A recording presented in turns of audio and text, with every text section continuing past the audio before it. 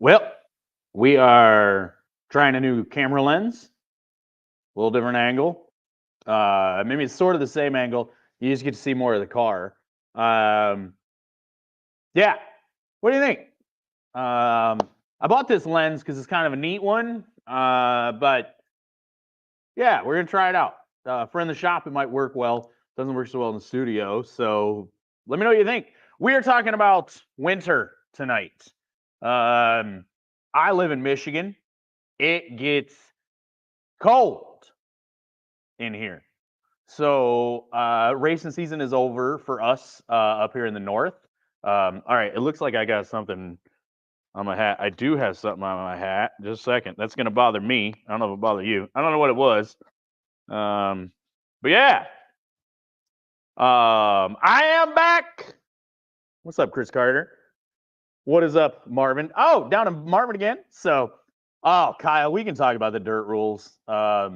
It took me a minute to figure out what people were so upset about, but we'll talk about that at the end. All right, racing season's over for us up here. It is not over like down south. Like VCTS is actually down in Nashville this weekend. Kind of wish I was down there. I'm not gonna lie. Kind of wish we had taken Dad's car down, but that's okay. That's okay. My wife is actually sick. That's why I'm late tonight. I was gonna be earlier. Probably had a couple of you thinking that it was like the old times of like, oh yeah, Todd said he was gonna go live or said he was gonna post for November, but he's not going to. Nope, here we are, November 1st, live. It's only 9:40, so we made it. But I did have to. My wife was feeling real under the weather, so when I came home from working today, I snagged the kids, took them to dinner, and then was hanging out with them until after bedtime. So yeah. Um, at some point, you are going to see me get up and walk over there and turn the propane off. I have a radiant heater going right here. I don't know if you guys can hear it or not, but it is like 5 feet away from me, and I'm getting warm, but this side's still cold. So like I don't want to take my shirt off or anything. So yeah, you are gonna hear that. But we are gonna talk about winter and what that means, whether you're living in a cold climate like mine where I can see my breath, or if it just means that you don't have racing for a while, but you don't know why, because you definitely could. So we're gonna talk about the off season and winter. I have this big fancy whiteboard that Earl gave me, this brand new whiteboard.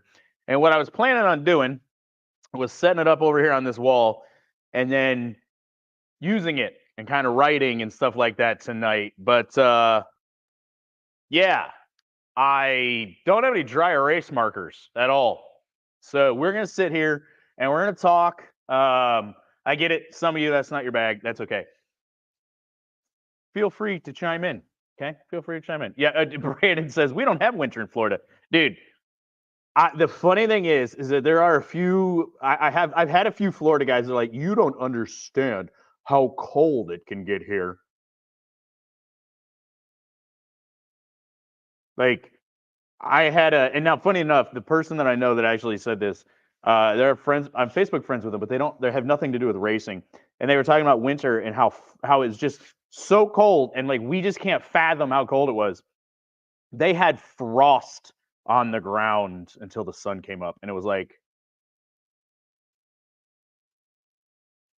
yeah, I can't even fathom that. Let me know when it hits single digits for an extended period of time, right? But okay, uh, yeah, no heat is another story. Racing in the middle of summer. Yeah, yeah, yeah, yeah, yeah. We don't quite do what you guys do. I mean, it gets hot up here. So, um, first things first. If you live in a climate where it gets cold and you haven't already, go put antifreeze in your race car. Okay. I've got the water drained out of mine, and I put a little bit in the motor. But I need to actually hook the radiator back up and refill it with coolant top to bottom, run it for a minute and let it actually mix and circulate through there. As someone who has lost a block and effectively a motor to uh, a freezing issue. It doesn't. They're not freeze plugs. They're core plugs. They are designed to get the sand out after they cast your motor. So yeah, it is not going to. It's not going to push those out and save things. Mine did not push the freeze plugs out. Mine did, however, crack the deck. So, yeah, go out there and swap it out. And listen, you just go by the chart on the jugs, okay? Pure antifreeze will actually freeze much higher than you think, okay? Much higher than you think. Like, it's not good at all. A 50-50 mix, a 70-30 mix, a 60-40 mix, a 40-60 mix. I'm not sure which one's which, right? 50-50 is usually, it's usually somewhere in there, right? So 50-50 is usually what I do just because it's easy. Because I'll pour a half gallon of coolant in, like I'll pour half the jug. Because listen, you can buy the ready to mix, the ready to run stuff, but it's just 50% water, right? That's all it is. They just mix it to a 50-50. Okay, so all I do is I buy the concentrate, which is getting harder to find. Buy the concentrate, and then I'll drain half of that jug into the race car. And then I will refill that bad boy up with water. So that jug's a 50-50. Pour that in, and then I will fill that halfway up with water, and then I will top the system off. I run a bigger radiator, so my cooling system takes not quite 2 gallons at this point. Stock, it takes like 1.5 or something like that. So even that mix of just that half and then 50-50, you still have some water in the block, okay? So, because Jason says, can you just drain it and leave it empty? No, like that is the surprising part is the bottom of your block actually holds water. Like you just by like pulling the radiator, like pulling the drain plug on the radiator, you're not actually getting all the water out. Okay. So, and if you don't believe me, pull the motor out of your race car sometime. And you will get water and coolant flying everywhere. Like if you tip it just a little bit, it comes pouring out. Take the head off, flip the block over, it goes everywhere, all over the floor, right? All of that is just leftover water. So that's also why like that first half gallon, it isn't just straight coolant. It mixes with the water that's in there, right? So that's why you don't want to just drain it, okay? Because you're not going to get all the water out by doing that, okay? So mix it up, mix some coolant in there, right? It is the cheapest, quickest insurance for your motor, okay? Now, something else I recommend you do, and this is especially true if you are running some sort of corrosive fuel. So if you are running E85, especially, or methanol, which I don't know who's running methanol, but if you are, change your oil, okay? That can leave corrosiveness in the oil and leave it in your engine. So drain the oil, refill it with fresh, swap out your oil filter, change the coolant and stuff, fire it up, let it run for a minute, and let that fresh oil kind of drain it down, get some of that acidic corrosiveness out of there, okay? If you've only got a couple nights on it and you just run like, say, regular unleaded and that, probably not that big a deal to let it sit over the winter, but doesn't hurt to swap it out. But if you're running E85 or, a corrosive alcohol type fuel, definitely swap it out, okay? Next, I would tell you, what's up, Delaney? Get the fuel out of your tank, okay? You want to go one of two ways, all right? You want to drain your fuel tank, especially if you're running E85, you should have it all out of there anyway, and then flush it out with a little bit of regular fuel. Help flush all of that out of the lines and everything. Helps keep your injectors and your pump and all that clean, okay? Anthony, if you stick around towards the end, you can feel free to ask your question, and we can help you right here. But we're going to take unrelated questions at the end, okay? But you can drain the tank fully, okay? Or you can fill your tank. And the reason that you want to do that is that you don't want to leave it about half full, because as the temperature changes, and even though, it's wintertime up here, the temperature change of 20 to 40, which happens a lot, or that just above freezing, just below, it'll actually breathe your fuel cell, and you're going to draw moisture in. You're going to draw that air in. The more, if you have all air, believe it or not, that actually doesn't pull a lot in and out. I know that sounds goofy. I had an old timer kind of explain this to me. Part of when it does draw it in, it kind of stays suspended a little bit, right? But if you fill it with something, fill it with fuel, right? It doesn't have any room to pull air in. So a full fuel cell of fuel is actually less likely to go bad over the winter and draw moisture and everything than if you were to leave it half full, quarter full, something like that. So now you can also, and just keep this in mind, if you're running race fuel, right, pump that out, fill it with just 87. Okay. And I know what you're thinking. You're like, Todd, I would never run my race car on 87. You don't have to. When spring rolls around, pump that out of there. Right. One other thing you can do, right? And this is part of it. Like if you empty the cell out, you can actually go so far as unhook your lines and cap them. Okay. Then you don't have to worry about any of that moisture making its way north. And then you can just wipe the fuel cell out come springtime to do some maintenance on it or whatnot. You can do the same thing with fuel. When you get done at the end of when spring rolls around, just pump all of that out and then flush a little bit of your race fuel in there. You're good to go, and you've never sent any of that up to the motor, okay? So easy, something to do. Costs you a couple bucks if you refill it with fuel. However, keeps the moisture out. That growth and expansion that happens with temperature change is less of a worry, okay? Now, if you're bringing your race car in and making it look like this over the winter, and you're pulling your fuel cell, and you're pulling your motor, and you're pulling your tranny, and you're doing all that, and it's sitting in a heated garage, none of this matters. Right? If your garage is 60 degrees all year round, you don't have to worry about pulling, swapping antifreeze in it, right? So something to keep in mind. We love the corn. Yeah, look, when this car gets back out, it'll be on E85. When that car gets out, it'll be on E85. Like, I haven't ran E85 because it wasn't legal. And then it was legal after I broke the motor. So I'll be swapping E85. My dad's car's on E85. We've got it all cleaned out. So now, if you're like, Todd, hey, that all sounds cool. Like, I definitely want to put antifreeze in the motor, or, like, I get it, the fuel cell thing, but I'm going to do this. I'm going to tear it down, right? Well, we're going to cover that in just a minute too, about how you can do some stuff this offseason to make a car like this that's, clearly, obviously, very tore apart better. Okay. So we'll cover that in a minute, right? If your car has to sit outside, right, over the winter, and you're in a place like where I live, and you could get 0 to 10 feet of snow, right? Couple of things. One, get your car up in the air.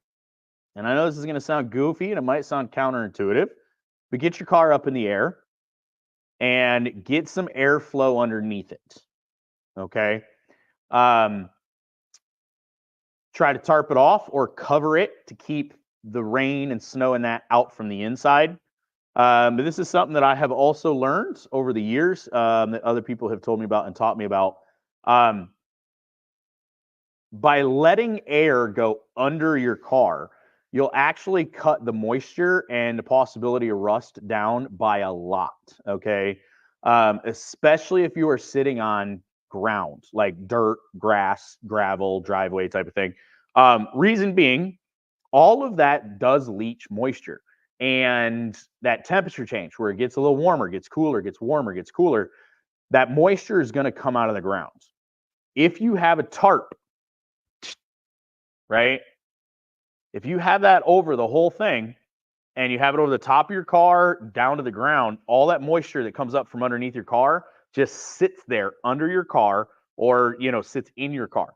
But if you have your car raised up in the air with some airflow underneath it, and you've got that tarp or that car cover wrapped around, that moisture as it comes up is just going to blow away, right? So you are going to save yourself. Look, this car right here, if you actually get underneath it or like in the trunk area and stuff like that, there is a lot of surface rust. And it's all on like things that I've done So like the rear cage stuff, so like the fuel cell cage and battery mount and the rear suspension in this, I had to redo the center part.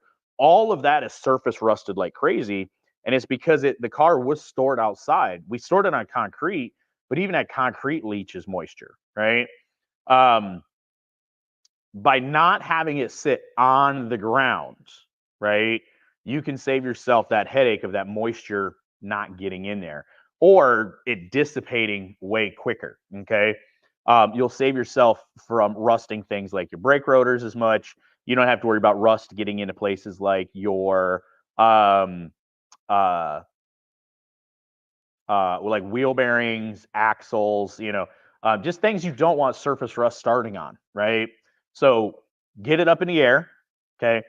Now there's arguments to be made for, do I need to relax the springs? Do I need to take the weight off the suspension? Okay. Um, coil springs by nature, with weight is kept on them, over time they will degrade. However, I don't know how long it takes to degrade a spring. And I will be honest with you, this is more of a theory thing for me. I have basically never bought new springs, pretty much ever. Okay. I've used old OEM springs. All the coilover springs that I have, I've always bought used from swap meets and stuff like that. Part of my theory is if I buy a brand new, let's say I go buy a Hyperco or a Landrum spring or a Swift spring or an Eibach or whatever. And let's say I buy a 400-pound spring. I'm going to put it in the right rear of this car right here, and I buy a 400-pound spring. Me personally, my car, my setup, I'm not going to know if that car has, or if that spring has lost 10 pounds over the course of a season. Okay. Maybe I'm a bad enough driver that I just can't tell, or maybe I'm a good enough driver it doesn't matter. I don't know. Okay, I'm leaning towards the bad part, but I don't care if a spring is 5 to 10 to 15 pounds off its advertised rate. Okay, I never have. I probably never will. Um, and part of that is that I can swap a spring that's 100 pounds heavier and make the car do what I want. So if it's not where it's supposed to be, right? So if I have this car right here and I leave it on the springs all winter and they lose rate, but it's all differently, it's only going to be a few pounds. Now, the other part of that is if I have a car, this is a 1997 Dodge Neon, right? If I go to a junkyard and I look for suspension parts off this car, if I need some struts and springs, and I buy something that's got OEM springs, they're 25 years old. How much rate have I lost, right? So should you jack it up and put jack stands under it, take the weight off the suspension? Maybe. It's not going to hurt it. I don't know if it's going to help it. Now, that's kind of my personal opinion. If you feel strongly about not letting the car rest on the springs or rest on the struts or rest on the bushings, more power to you. I'm not going to say you're wrong at all. My personal experience, it doesn't matter. But your mileage might vary on that, right? Now, what else can you do to help the car be ready to race the next spring? One thing you can do is pile drive a whole bunch of mouse repellent into the car. Okay. They make mouse repellent of various sorts. The other thing you can do is put some mouse poison in there. Okay. And I know that's one where you might be like, but Todd, I don't want them to get in there.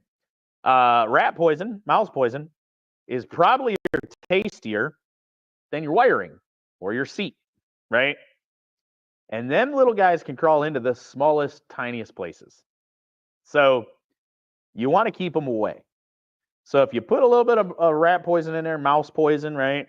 They're probably going to eat that. My barn here, I've had some mouse problems. I bought some mouse poison to put in here, and I had it in here, and I forgot about it for a couple days, and I came out, and they'd eaten through the package. Yeah, okay, it works well, right? But you can have some mouse repellent in there, right? You do want to try to keep it where larger animals can't get in there, possums and raccoons and stuff like that. But mice are going to chew on your wire, okay? And chew on your wiring harness. So if it's sitting outside, some sort of mouse repellent, some sort of mouse poison, because look, if they get in there, you want them to eat that and then not come back, right? So definitely want to do those couple of things. The next thing that I would say is if you have the ability and the desire, and it isn't too much work for you, if you wanted to go ahead and pull your wiring harness and you wanted to go ahead and pull your PCM, it's not the worst idea that you could do because then you know nothing can chew on it. However, a lot of these cars, that's a major pain in the ass. So I get it if you don't want to go that far. Next thing you can do is over the course of the winter, okay, you are going to want to make sure that your engine stays lubricated without worrying about condensation. Okay. That expansion and contraction is going to let a little bit of air in, going to let a little bit of air out, right? If you run a quality oil, okay, that has some stick-to-itiveness, it's going to keep those parts lubricated, right? Now, what I don't recommend you do is I don't recommend that you go out and you start the car and you let it get warm and then you shut it off. And then you come back the next 3 weeks later, 2 weeks later, the next month, especially if it's freezing cold, okay?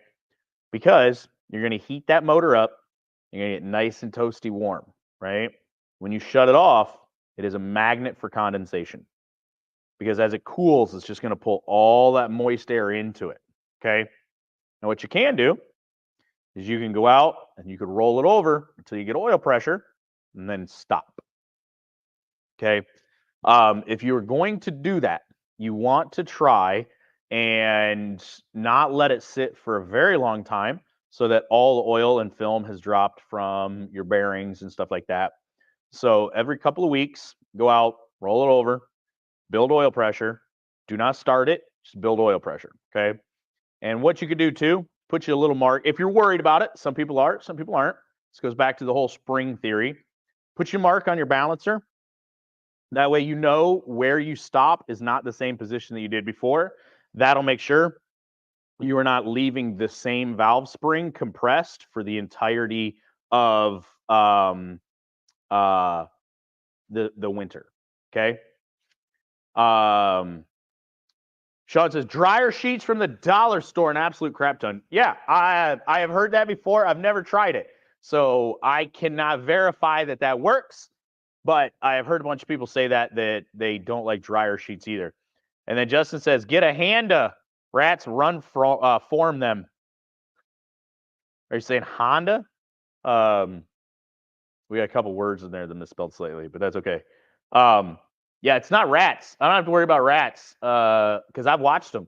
I've sat in here quietly and I've watched the little mice run around. They don't do that anymore. And I have since found 2 little curled up bodies. Stay out of my joint, mice, and you'll be fine, right? I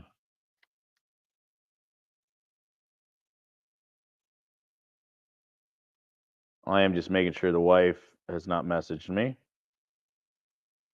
Again, she's not feeling so great. So now the squirrels are squirrels, mice, rats. You say it how it's spelled in Justin's comment. Get a Honda. Yeah, I don't know what a Honda is. Or are you just, is it supposed to be a Honda?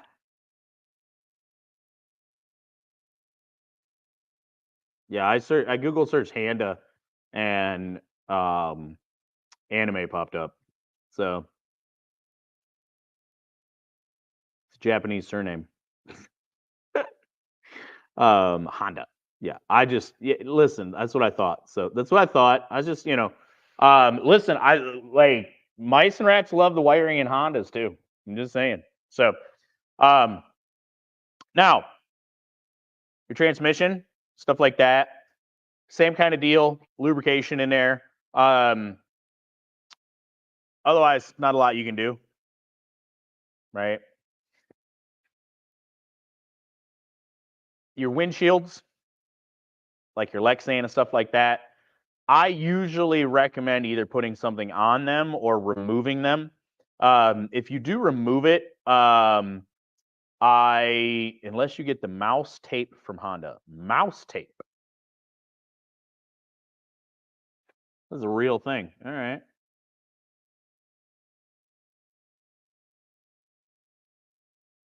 Mouse tape Honda. So mouse tape is, Google search that. It says mouse tape trap, mouse taper candle holder, mouse tape Honda.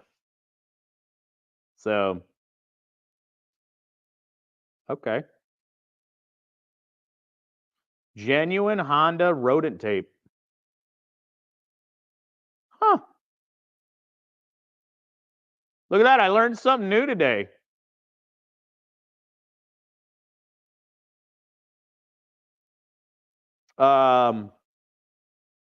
Looks like you can buy genuine Honda stuff, or you can buy some off like Amazon and stuff like that.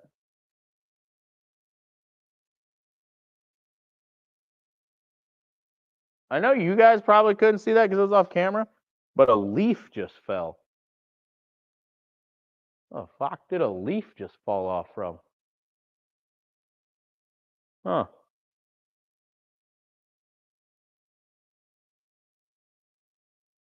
Interesting. I don't see any rats or bats up there. Anyways, so apparently genuine Honda rodent tape is a thing. Interesting. John, oh my God, I completely forgot to text you back, John. I'm sorry. I will, John, if you're not racing tomorrow, I will talk to you tomorrow. I will message you some throughout the day tomorrow because I'm just gonna be helping the wife and working out here. So yeah, glad it's not a problem for me, my shop. And Bob Peters says mothballs. Yeah, it's rotor-proof electrical tape with mice image on the tape. Yeah, so I'll show you. Like, I'll switch over here to this. I'll switch over to my Google results page. I'll show you. I'll show everybody real quick. They're not. Yeah, this is a real thing. Like I said, this is something I've just learned. Yeah, here's I googled Honda tape mouse, or mouse tape Honda, and yeah, like genuine Honda here. But you can see, we'll click over to the images, and yeah, it's got a little image of mice on it. Like, this is an eBay listing. Yeah, genuine Honda rodent-proof electrical tape. So, but like this one's $51 each, right? So there you go. Oh, I clicked the link and it didn't show you. Sorry. But yeah, it's a real thing.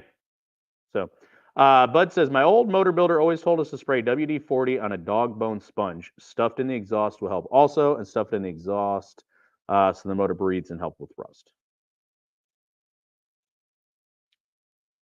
I mean, I'm sure.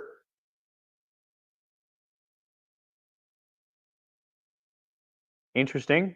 Yeah.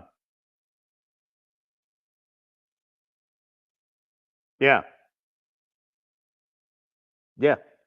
Interesting. Justin, stick around towards the end and we'll talk about that because there's a couple other people on it because it's kind of off topic. But yeah, this rodent tank thing's got me. So for sure. And I get where you're saying, Bud, about like if you have a sponge covered in WD-40, in the exhaust, like it would like breathe through that. But you guys may or may not know this, but WD-40 is actually shit rust preventer. It just runs off. It's very watery.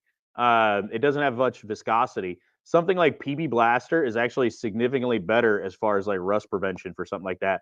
But I would almost think like an oil-soaked rag would be a little bit better. But yeah, like putting something in the tailpipe effectively to act as kind of a filter, like a moisture filter. Yeah, and honestly, for me, it's one like the exhaust. Now you got to remember too, you're only gonna really have like one exhaust valve open The other 3 won't be.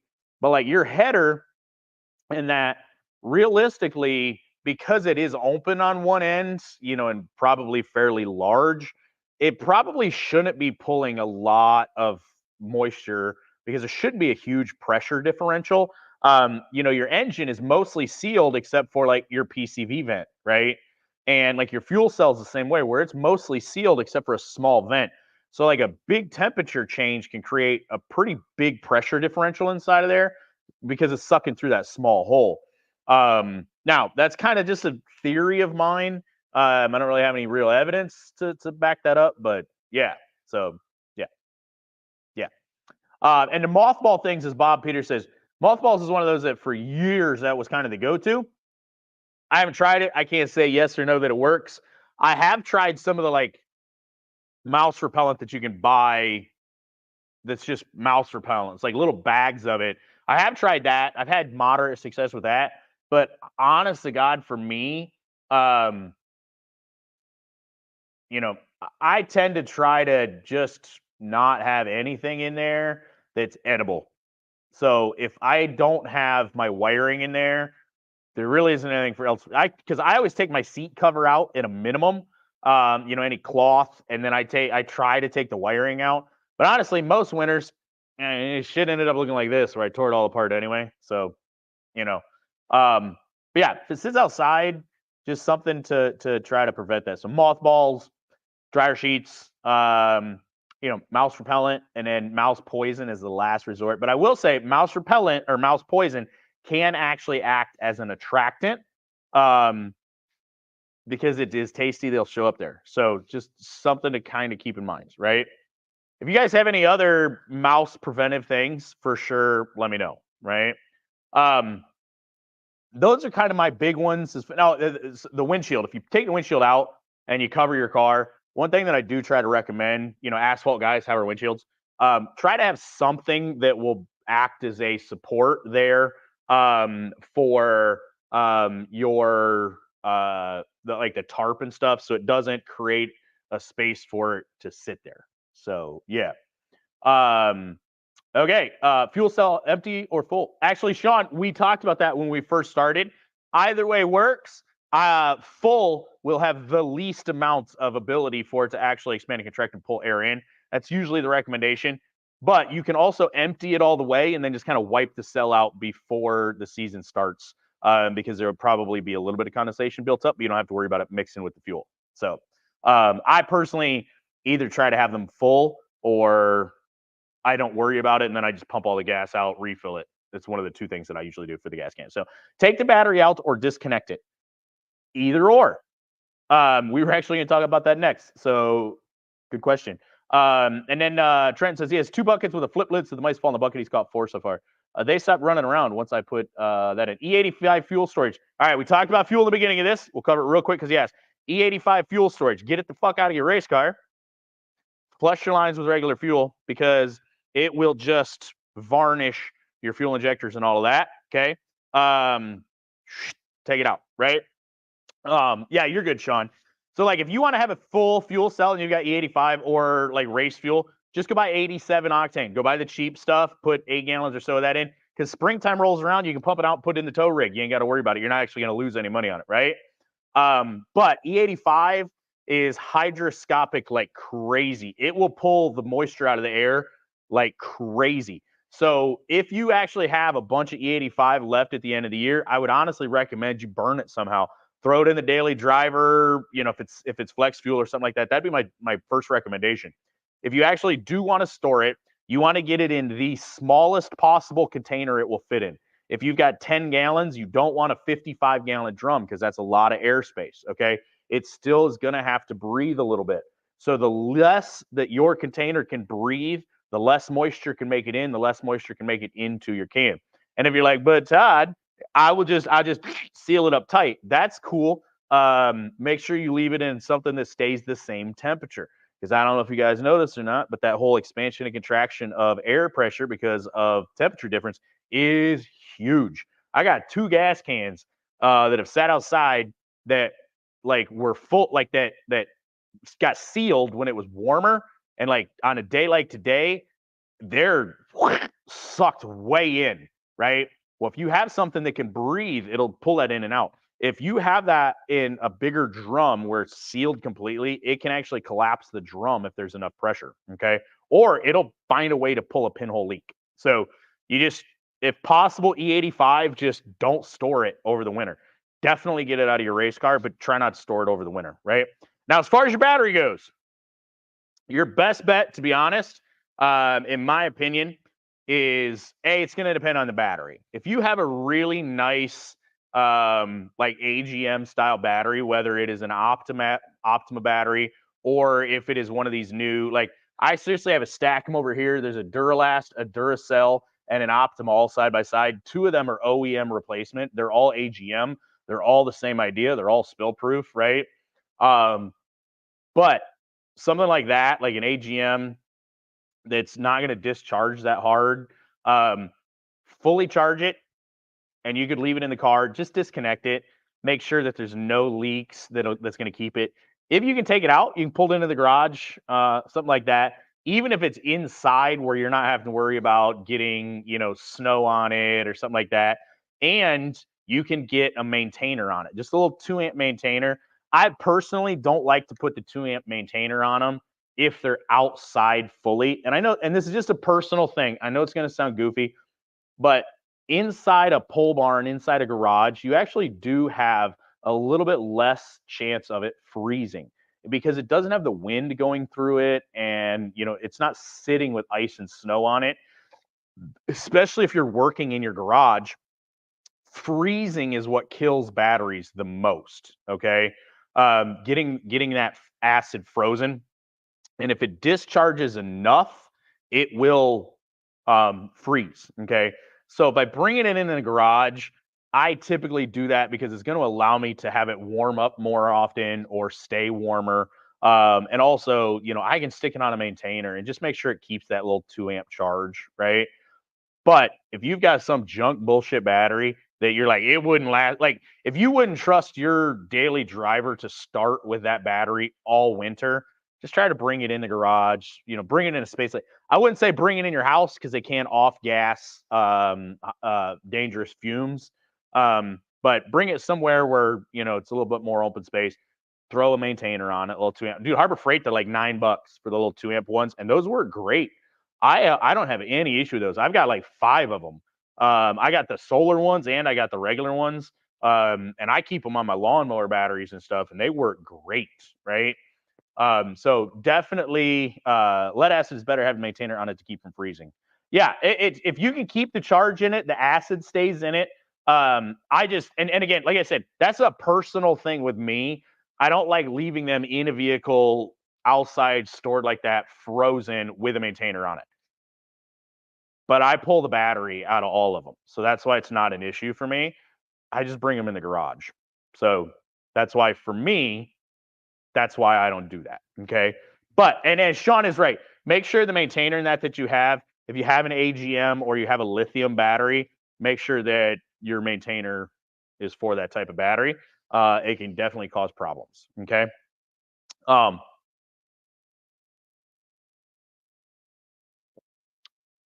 Those are sort of the big ones as far as storing your car outside.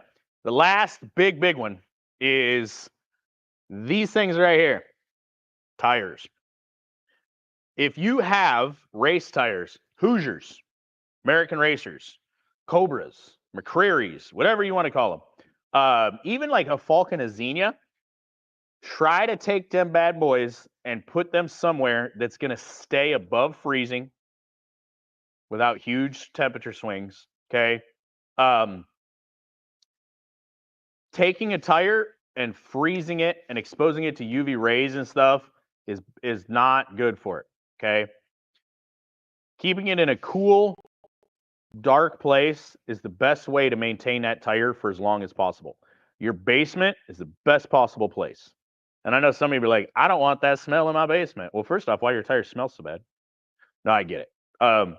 But something that can stay 50, 55, 60, 65 degrees all winter is the best place to store your tires. Okay. Too much heat, too much cold can definitely take them out. Leaving them on a car over the winter it's aging those tires without you ever running any laps on them. That's how you get dry cracks, dry rot, stuff like that. And it's not good for your tires. So getting them off the car and getting them in a nice storage place is the best possible thing you can do to protect that investment as long as possible. If you're like, listen, Todd, that last time out, they were junk. I don't give a shit about them. That's cool, right? But if you're like, they have one night on them, you want to just protect them as best as possible. And listen, just go buy you some BS street tires. Even if you just buy whatever size will fit on your racing wheels, slide them bad boys on there, and that's your winter storage tires. A steel belted radial, like whatever this is, trust me, it has the belt showing. This will hold air better than pretty much any Hoosier ever made. Okay. So it'll help keep the air in the tires, help keep the tires up over the winter, to go from there. If you're bringing the car inside and you can just put it up on jack stands and store your tires somewhere nicer, cool. I'll be honest with you, my tires are in the garage, which is not heated, so they are going to freeze, but they are out of the UV, they're out of the snow, they're out of stuff like that. So I don't have room to take them in the basement. I just physically don't have room in my house. My basement is only the 2 bedrooms big, and that's where I have like the 3D printers and all that kind of stuff. So you just want to find the best space you can to protect your investment as long as possible. Okay. Anything I forgot? Anything I didn't cover as far as storing a car outside? Those are really the big ones. Motor, put some air underneath it. Try to keep the mice out. Take care of your fuel system. Take care of your tires. Those are kind of the big ones to set yourself up for success for the next year. Oh, also, Trenton, if you're running the 85, we covered this before. If you ran E85 or some sort of alcohol, change your oil because your oil is corrosive from running that alcohol-based fuel. So before you park it for the winter, you do want to run a, first off, you should be letting it idle and stuff on regular fuel to make sure and burn off all that, burn the 85 out of your lines and everything. But you want to change that oil to get that alcohol out of there so that doesn't sit in there over the winter. Because A, it's hydroscopic, and B, it can be corrosive. So that'll help keep the inside of your motor a little bit better. So now, if you're like, Todd, all right, like Sean mentioned before, hey, so mine got 265, so I don't really care about all that. That's cool. If you are like me and you got a car that's mostly tore apart and a car that's closer to being built than not, right? I ain't worried about them sitting outside. I'm not worried about storing them. They don't have engines that are complete, right? I'm not worried about most of that stuff. They don't have any wiring in them at all. Okay. If you are building over the winter, if you are rebuilding over the winter, okay, here's a few tips to help maximize that, right? Step 1, figure out your budget, figure out your timeline, okay?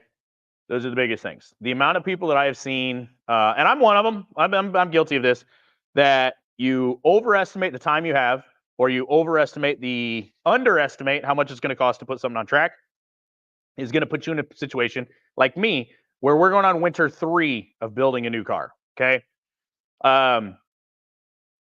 Sit down and do the hard math. How long do I have? How much money do I have? If your answer is, I don't have shit for time and I don't have shit for money, don't plan big projects, okay? Don't tear the car down any farther than you have to, all right? That's what I'm going to do to Doc. When I bring Doc in here, I am not blowing it all apart.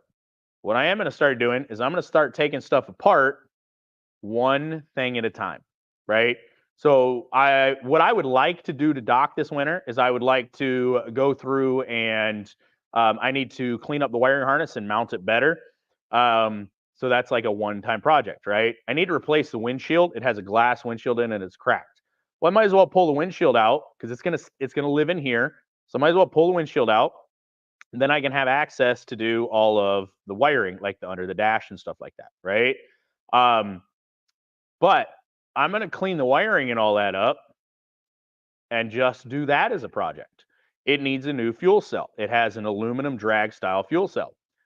So I'm not going to do the wiring and the fuel cell at the same time. I'll do one, then the other, right? I want to put a new body on it. I want to take the doors off. They were actually the ones that Ben Rance. They have his number. They were signed by him. They have a sticker on it, and I want to put them bad boys up on the wall. So I'm not going to do the fuel cell, the wiring, and the body all at the same time. I'm going to do one of those at a time. I want to go through and check the suspension, make sure it doesn't need, I'm not going to do anything more than necessary. So if it needs a wheel bearing, it'll get one. If it needs a brake caliper or brake rotor or something like that, it will get one. If it needs something, it will get it. If it doesn't, then it's not getting it, right? But I want to check ball joints, tie rods, control arm bushings, stuff like that. Make sure there's no issues. If there's no issues, we're just going to look at it, check it, and send it, okay? I'm not going to tear the entire suspension off from underneath it and try to go. We're going to go to the right front. We're going to pull apart what we need to check things, and then there you go. As Sean says, unless it overlaps. Exactly, right? The wiring project, I'm not going to worry about the fuel pump wiring until I have the fuel cell stuff done, right? I'm not going to worry about like the side panels and stuff like that. If it would work better, it won't. But like, let's say I was wanting to redo the door bars or something, right? I mean, I take that thing apart and I might want to, right? Well, then I'll do that and the doors, and like I said, the windshield to do the wiring so I can pull the dash and stuff out absolutely overlaps. So I'll do those two projects, right? So stuff like that, as Sean is saying here, absolutely. I want to clean up the engine bay, wire new fans in, stuff like that. That all kind of works together, right? But it wouldn't make sense to pull all the wiring out to rerun it and then pull the fuel cell out and then pull the doors off, because now I'm 4 projects in, okay? And me as a human being, and the way I know my time works, I don't want to do that with that car because I might have to walk away from that project to do something else. And I would just much rather have it be not that complicated to finish whatever I'm working on. Okay. So set yourself up for success like that. If you are sitting there and you're like, I'm going to rebuild the motor, I'm going to get that new tranny, I'm going to put that limited slip in, I'm going to buy new axles, I'm going to buy new brakes, I'm going to buy brake calipers, I'm going to put all new suspension, I'm going to get those fancy bushings, I'm going to put coilovers on it, I'm going to put this and that. And then you sit down and you're like, all right, so I basically have, because if you can only work on it on weekends, right? How many Saturdays do you have? How many Sundays do you have? If you only, we've only got 8 or 9, 10 at most. So if you only have 8 Saturdays that you can work on stuff, don't do 25 Saturdays worth of work. But if you're like I am now, and I'm pretty proud of this, I can go from my house to my pole barn in about a minute and a half. Cool. I could come out here for an hour on Monday, an hour on Tuesday, an hour on Thursday, an hour on Friday. So I can't work on Wednesday, and I have the weekends, right? So now I've got an extra 5, 6, 7, 8 hours. Now I have a whole extra Saturday. Okay. So my time just got a lot bigger. Cool. If I have all of those grand ambitions, I'm going to put a new body on it, a whole new suspension, new motor, new tranny, new clutch, new all of that, new wiring, new blah, blah, blah. And I sit down and I go, okay, well, I have the time because I think I could do everything I want to do in 8 weekends, and I have 11 weekends. Cool. We can get it done. All right. How much is it going to cost? Right?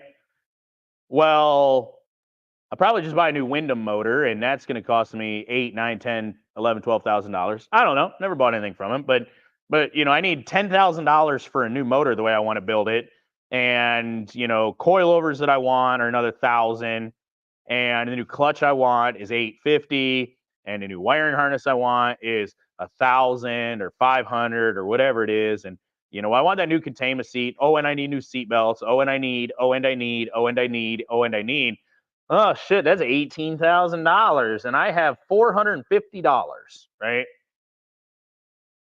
If you sit down and you say, hey, this winter I have $5,000, okay, and we're shooting high. I know some of you are like, shit, I don't have $5,000 in the race car trailer and truck to pull it with. I get that. Round numbers.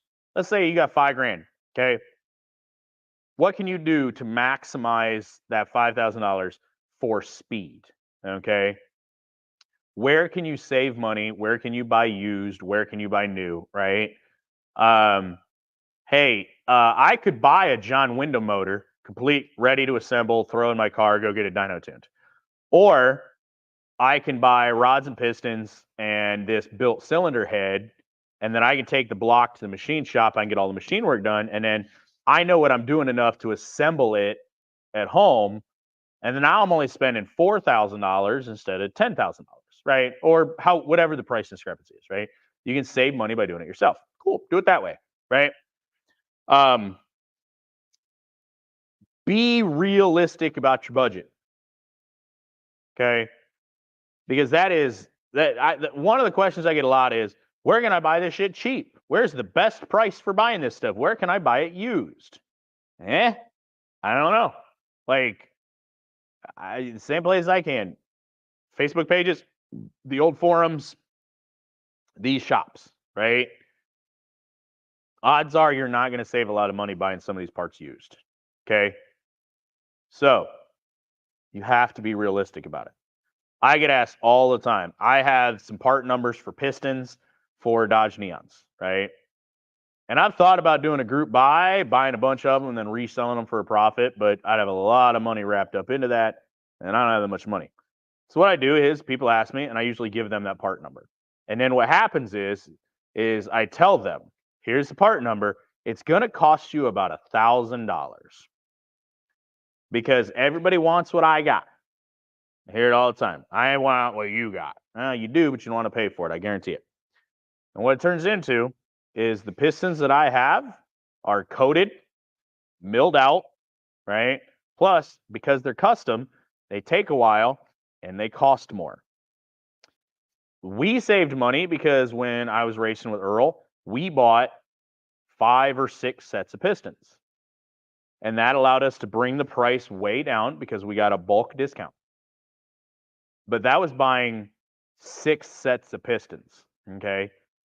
And we bought them knowing we were going to use 2 or 3 sets and we were going to sell the other sets and make a couple extra bucks.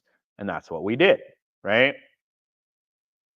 But if you're just buying a set of 4 pistons and you want the 12.5 or 13.5 to ones that I've been running, they're going to cost you $980 some dollars and change to be shipped to your door.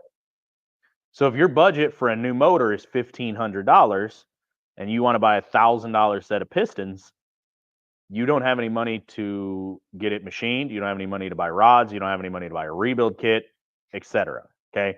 So be realistic with your budget and know you are going to have to spend some money.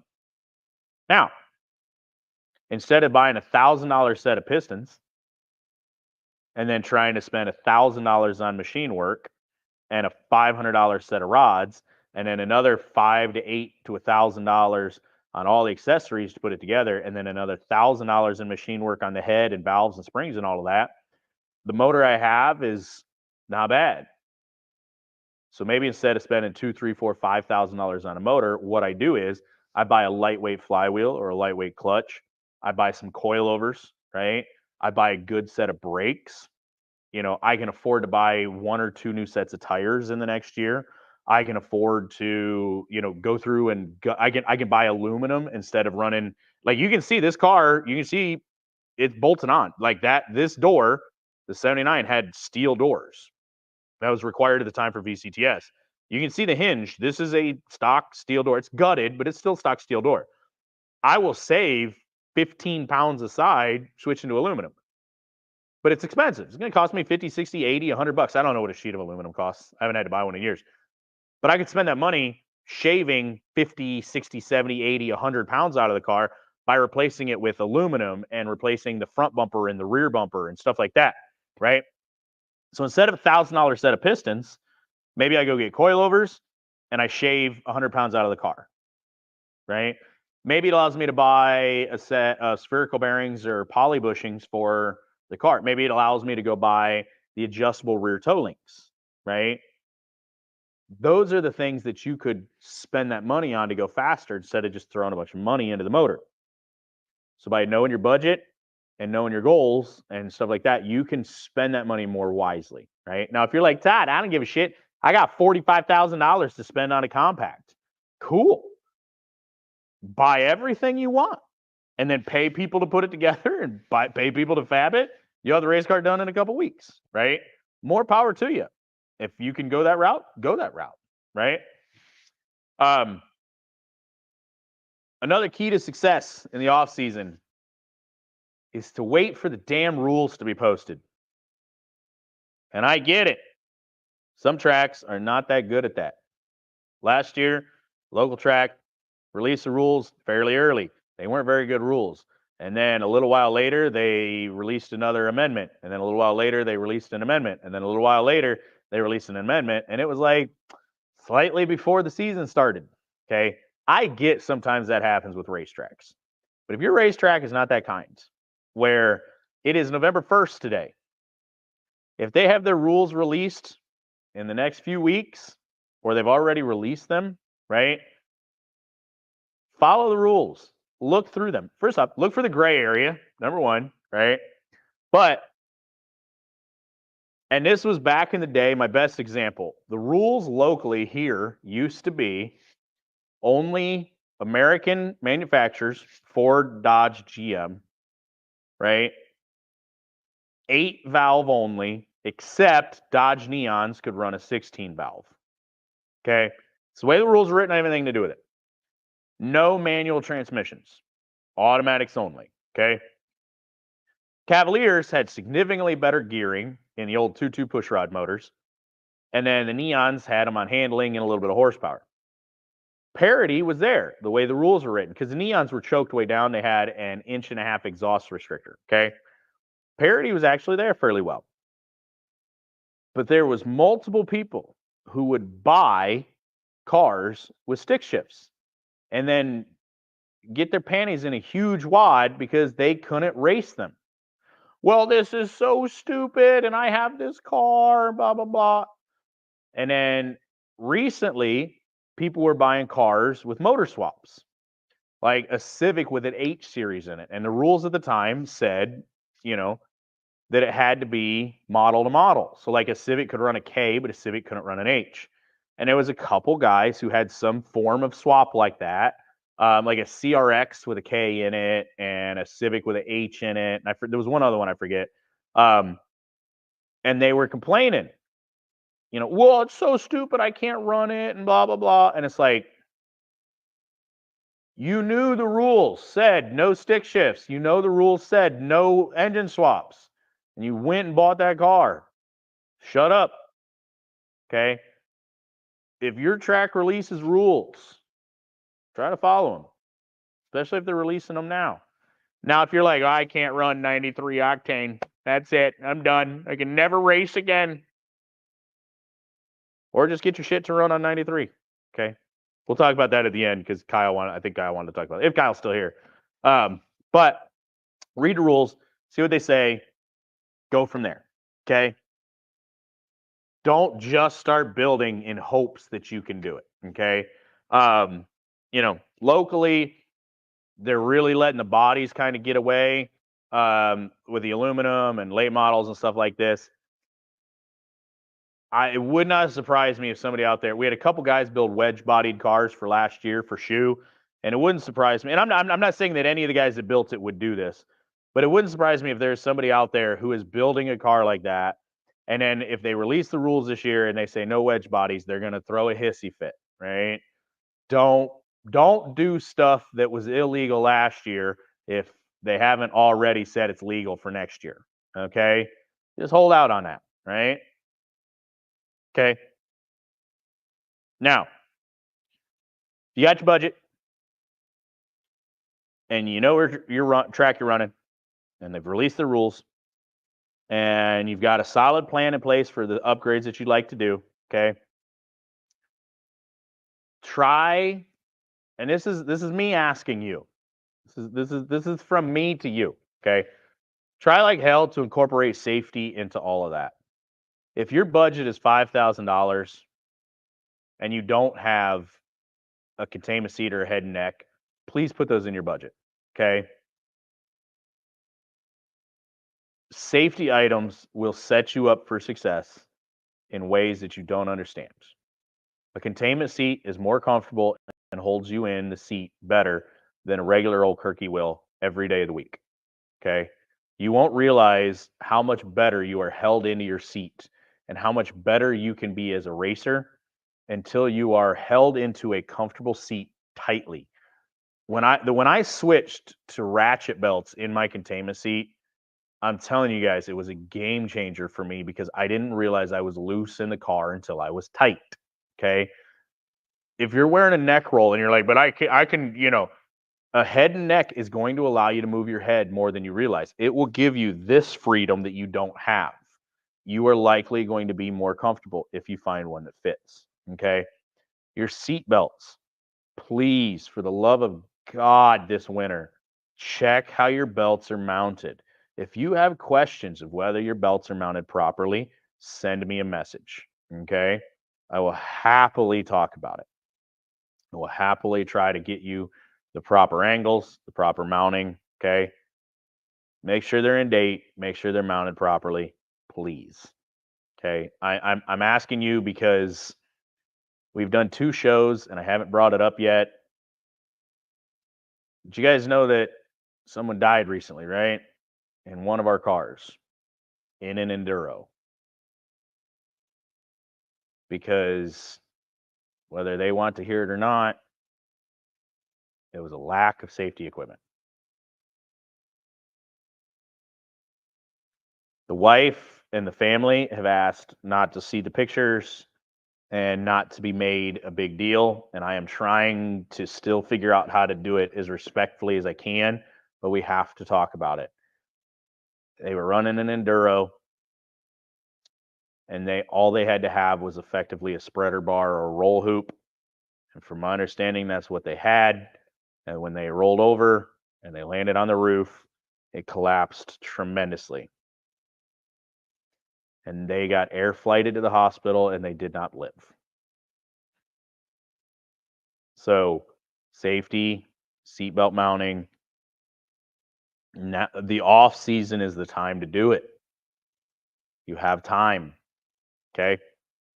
Please take it seriously. We're going to do a show on that real soon. I'm going to try to finagle some cars around so I can get Frank out, get him cleaned out, show you guys the belt mounting in it, and show you how it's all done. Might even throw the seat back in Lucy to show you how the seat belts are mounted in it and to talk about it. Okay. I have a regular standard seat over here. I'm going to try to I have it in my head. I want to make a mock up deal. Um, uh, and I have this idea to make a thing to show why it's important, like how the angles, and stuff like that. So yeah, and there's been a lot of talk. I talked to somebody who was there that they were definitely making people cut bars, but they didn't want full race cars, despite the fact they were allowing cars that were very, very fast on track. So yes. But we are going to do a thing on safety before too long. And it is going to be, to help you guys figure out how to mount belts and seats and stuff like that. So once I get a welder in here, I think I'm really going to try to mock up and build the kind of jig that I want to show you guys how and why belts are important on how they're mounted. So yeah. But the last thing I'm going to ask you, and this is going to be my theme for 2025, is try to make it nice. Okay. I really want to try to hammer home that it does not take a lot of effort to make your cars look decent. Okay. And you don't have to go buy a fancy new front bumper and a fancy new rear bumper and all new tin and that. You can reuse the factory body panels. Just maybe take them off the car and try to put them back to the factory shape, right? I'm gonna try to show you guys that. I think I'm gonna try to get a bent to shit body panel and try to straighten it out some to show you guys that it's possible. Okay. Throw a new set of doors on it, throw a set of fenders on it, throw a new front bumper on it. Just try to take some pride in the appearance of your car. Okay. I'm begging you.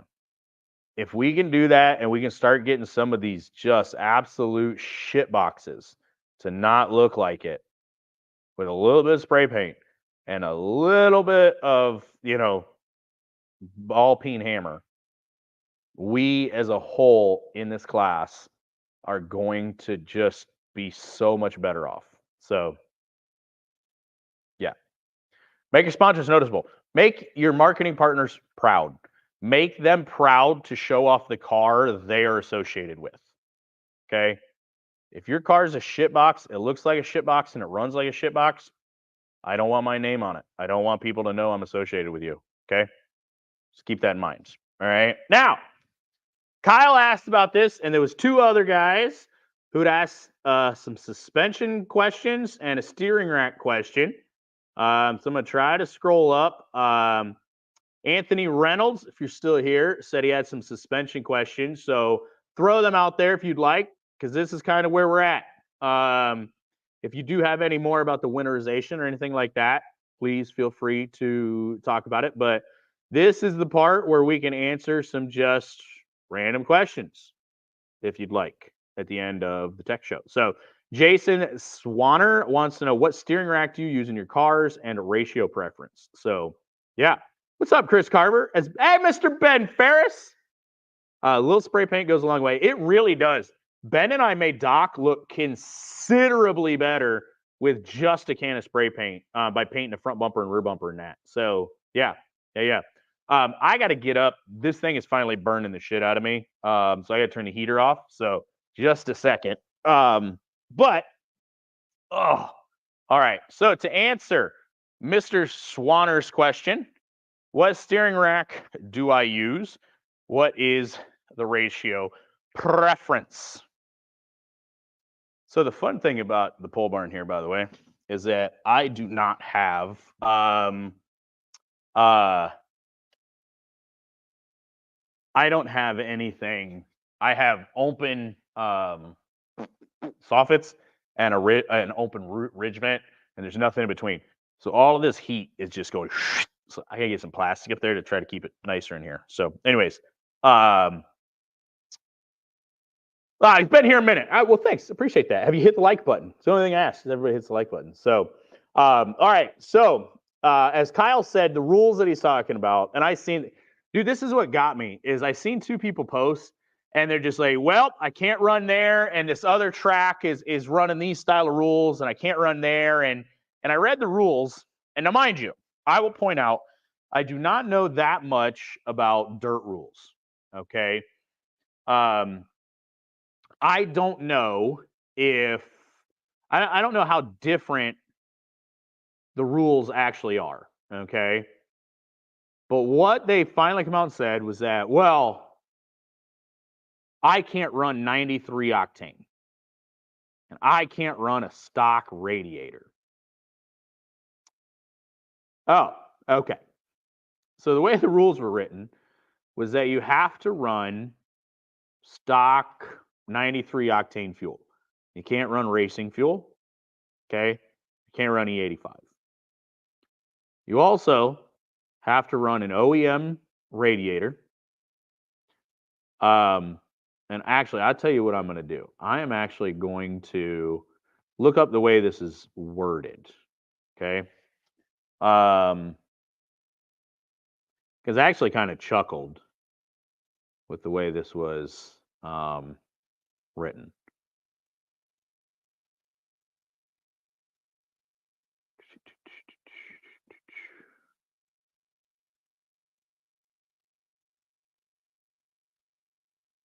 Trying to remember who posted it.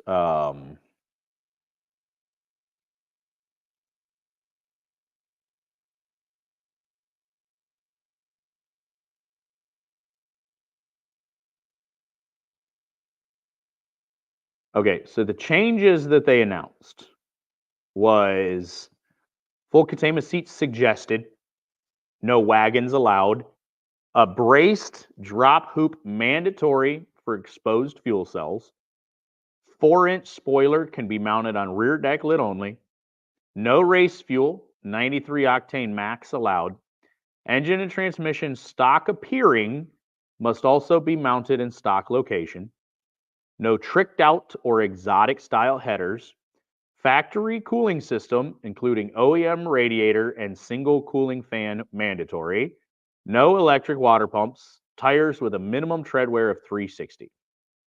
Okay. Those were the rules. that they announced that, woo, everybody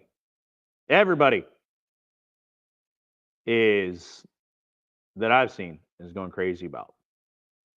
And the big thing I seen is that the two things that had everybody wound up was that, well, three things technically.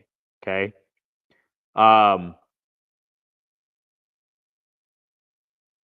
One, 93 octane. Okay. Two, OEM radiator. And three, single fan. Okay.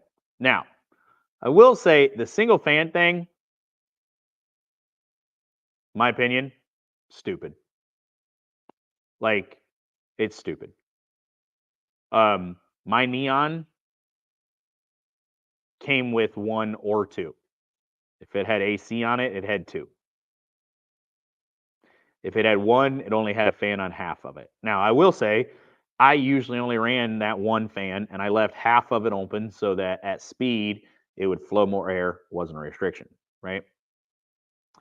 But reading the comments of some of these where, oh my God, I can't run 20 laps without cooking your motor with a single radiator, with an OEM radiator. What the fuck are you doing? I've kept 185, 190 horsepower car cool as can be on a 100-degree day with a factory radiator. Okay. You got to get the air in, you got to get the air out. Tad, why do you run a bigger radiator? Why do you run a... Well, first off, I run a bigger radiator because I have an independent throttle body situation that I needed a different radiator. And the radiator that I have for that was $650, and I wasn't buying another one of those. So we found a mod radiator, fit in there just fine. Now, is a dual thickness radiator able to keep you cooler? Theoretically, yes. Do I think single core radiator, stock OEM radiator is a dumb rule? Probably. Okay. But I understand what they're trying to do. The track that these rules were posted for, you used to run for a trophy and it had a $750 claim. And they don't want to let SCDRA guys come in there and just kick the fuck out of people. The rules at that track, this rule set is written to allow guys to do some things without letting ginormous motors come in and ruin shit. Okay. 93 octane, like, people do not realize the horsepower you can make on 93 octane. Okay. You need a little less timing and you need to make sure that your shit is proper. Like, you can run, there is no magical number for compression and octane to meet. Okay.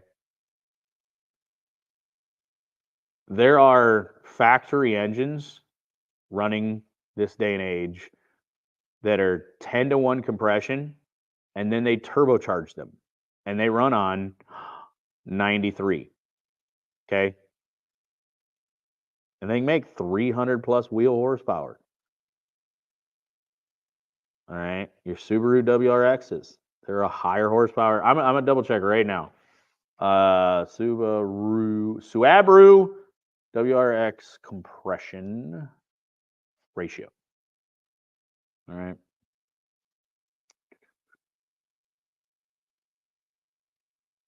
The 2020 Subaru WRX has a compression ratio of 10.6 to 1 with 15.9 psi maximum. Okay, that's what their little AI thing says.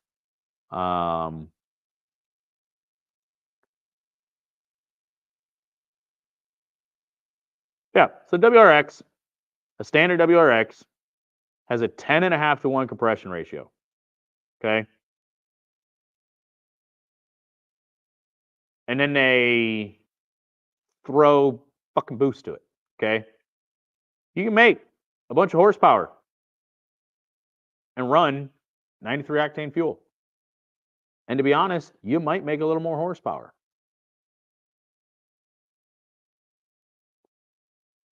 Okay?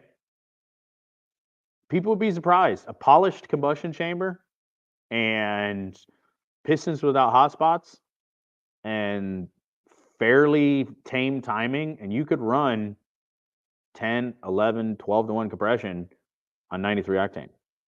You could do it. So, but you know what they don't want? They don't want 16 to 1 fucking 300 horsepower K series running at that racetrack. And I don't see this huge problem here. Do you know what is a great way to limit horsepower across the board? Because that was the other thing I seen. Well, they're doing this to keep the Hernders out. It's the Hernders. They're discriminating against the Hernders.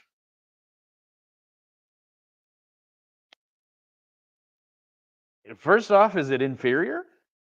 Are the Hondas so inferior that the slightest bit of not perfect octane and just right?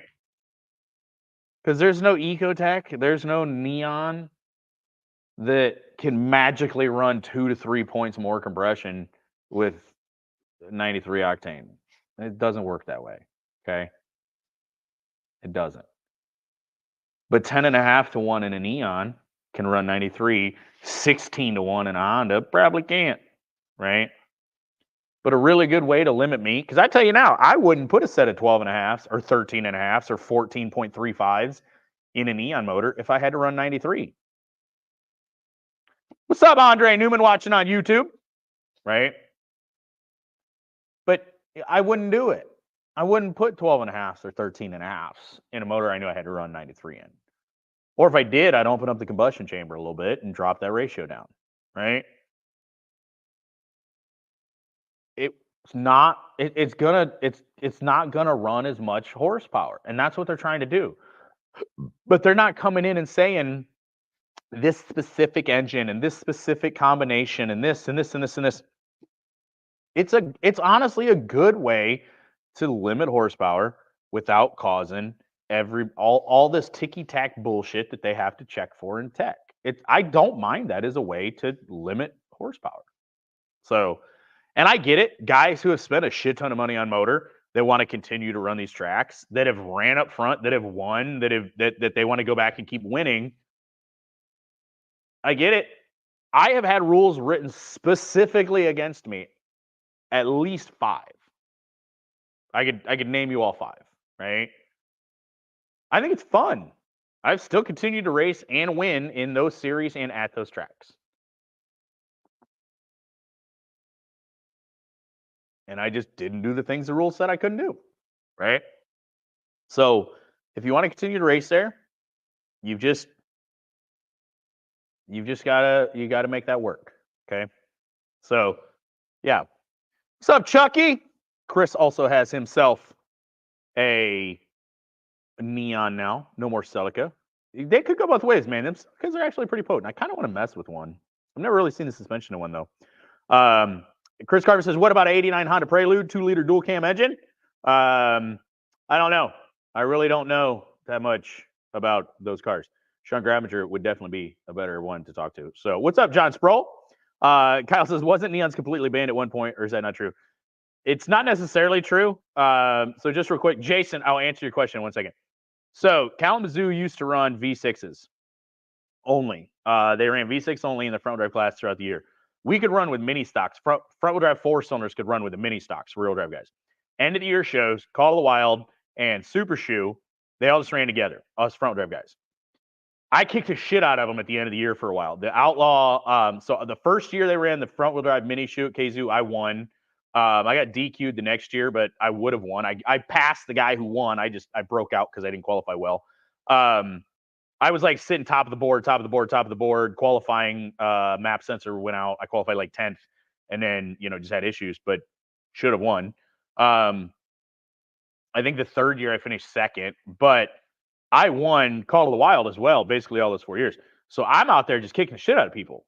And Dad was kicking the shit out of people with me. Like he finished second at the first couple Call of the Wilds. My buddy Darren finished up there. Like there was some of us Neon people who were kicking the shit out of people at the end of the year.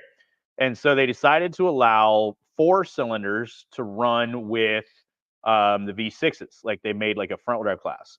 And the part that cracked me up, and I was told to my face by people who were important that I was the reason for this rule. The only front wheel drive car, 4-cylinder car that was specifically mentioned and given restrictions was the Dodge Neon. You were not allowed to run a dual cam. You were not allowed to run a stick shift, and you had to weigh as much as the V6s, basically. You had to weigh like 250 pounds more than any other 4-cylinder car if you had a Dodge Neon. And I was told to my face that the rules were written that way to keep me out. And I chuckled because I was like, I wasn't going to run anyway. I might have come over occasionally, but I wasn't going to run anyway. But the rules at that time were written so that the Neons were a severe disadvantage. End of the year for all those shows, those all got lifted. And then it only took like a year or two, and then they also removed them from there. But yeah, I was told to my face the rules were written that way for Kalamazoo, specifically to keep me out. And the funny thing is, a Dodge Neon has won more Super Shoes than, well, basically than anything else combined. So, because I've won 3, Travis won 1, Ben Wilcox won 2. So, just saying. And Ben won it just a couple years ago. Like Ben won 2 in a row, not this year, but last year and the year before. So, like, we still out there. We still fast. But anyways, all right. So to answer Jason's question, I am curious, Jason, did I get it right that it's Swanner? I really do try to get people's names right. So I'm curious. So James is asking, or Jason is asking, what I run for steering rack ratios. And the reason that he's asking is that he wants something quicker. So there are multiple steering rack ratios available for the Neons. The stock factory ratio is like, I think I want to say it's like 18-1. There is a 16-1 that's available. That is, that one is from the RTs and ACRs. And then there is a slower ratio, which is the manual steering rack, which is like 22-1. Okay. If you are confused by what I mean, it is basically for every like inch of rotation, it's like 18 inches of travel, sort of effectively, right? It's not the best way to put it. The lower the number, the less input you have to give to turn the wheels the same amount. So like 18-1, if I turn the wheels, say racing, like where I need them to be in the center of the corner, 18-1, I might have to turn the wheel like this. 16-1, 14-1, 12-1, 10, so like it goes down. Okay. We had an ACR rack and it got busted when someone hit me in the side, unfortunately. Okay. So I will be honest with you, Jason. This car right now, I think just has a factory Neon rack in it. Well, technically it's in that car because that one has the K member out of this car right now. Okay. I was running the Shadow racks for a while. The Shadow rack bolts in exactly the same. To the naked eye, they look identical, but they were quicker. I want to say they were like 14-1. I liked it, but what we ran into is that we could not buy a good one at all from any parts house because when they rebuilt them, they had way too much slop in them. And basically what would happen is when you would turn the wheel, it would like twist and go and like the bushings would move the rack. It's hard to describe to you without having a rack to show you how it moved. But basically it was messing with the steering geometry because the way the rack was built was too loose. So I just went back to, I was trying to find junkyard ones and we found a couple and I would use those because they were still way tighter than you would think because they hadn't gone bad. They were way, because in the reman process, what happens a lot is they'll take like 10 steering racks and blow them all apart to clean them and rebuild them, and you might not get the same pinion and rack. And when that happens, there's just too much play and stuff like that. So that's usually why you can't get a good reman one. And finding a brand new steering rack for a 1994 or older car, right? So what I started doing is just running the Neon one. Mind you, I have a big steering wheel. You can see it there. I have a big steering wheel. Actually, I think this is a 15-inch, and I have a 17 in the car. And I just turned the wheel a lot, right? But once I put the electric power steering in, I'd go down the straightaways like this, and then I would be here in the center of the corner because it allowed me to go farther and it allowed me to come back. Okay. But I would drive down the straightaways, here, and then be here in the corner. My dad's car has a 2-to-1 quickener in it, and it is way too much. Okay. I personally believe a factory, because I will also say the difference between the ACR and the non-ACRs, like the non-RTs, I never really found that much difference. Like I'm talking like it's not much. Okay. But dad's car with the quickener, I do like the quickener, but I think 2-to-1 is too much. And I personally think like an 18-to-1 rack with a 1.5 quickener. I mean, you're getting to like 11-to-1, 12-to-1. I think that would be the sweet spot. I really do. Dad's car is like it's not enough for me. I'd like to have a little more, because that's the other thing too. Is something to keep in mind that, by the way, I'm still getting over pneumonia. So I apologize for the coughing. Okay. But the other thing to keep in mind, if your steering rack gets too fast, if your steering gets too fast, you make big movements quickly. You may or may not realize that, because the harder it is to turn, like my dad's car is the electric power steering. It's turned almost all the way up because it's so much effort to turn that 2-to-1. I mean, his is with a stock rack, his is 9-to-1, right? And I don't know if he has the 18 or the 16-to-1 rack. So it's either 9-to-1 or 8-to-1, right? So it's a lot. You have to, right? And if electric power steering isn't on, you almost can't do it. Okay. My car with a stock rack, I only run like 10 to 15% electric power steering assist because I've got the adjustable. I do not have a lot of assist in it. And I like that because it's just fast enough that it's easy for me to turn. But I have to move it a lot. And the nice part for me with that is that when I'm in the center of the corner, I can make minute adjustments to see, like, if I turn it a little more, oh, it turns, or if I turn it a little more, it doesn't turn. Okay, well, how far back okay, here is where it actually stops. So I can fine tune if the car's actually pushing or turning or not, right? You can't do that if you're only kind of going a little bit.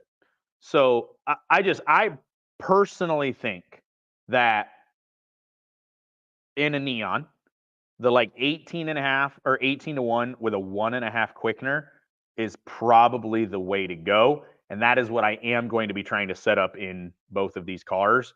I'm going to do one of them first just to try it out and go from there.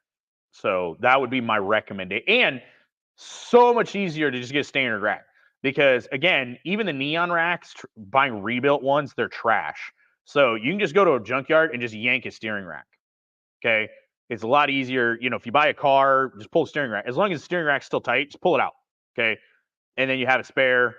They're so much easier to get. Like used OEM steering racks are, in my opinion, the way to go. So I think I have talked about, I think there's a video on here on how to manual one where you're actually like welding the spool valve and like taking some vents out and stuff like that. Like I think I've showed that on video. If not, I'm actually going to make a video about it.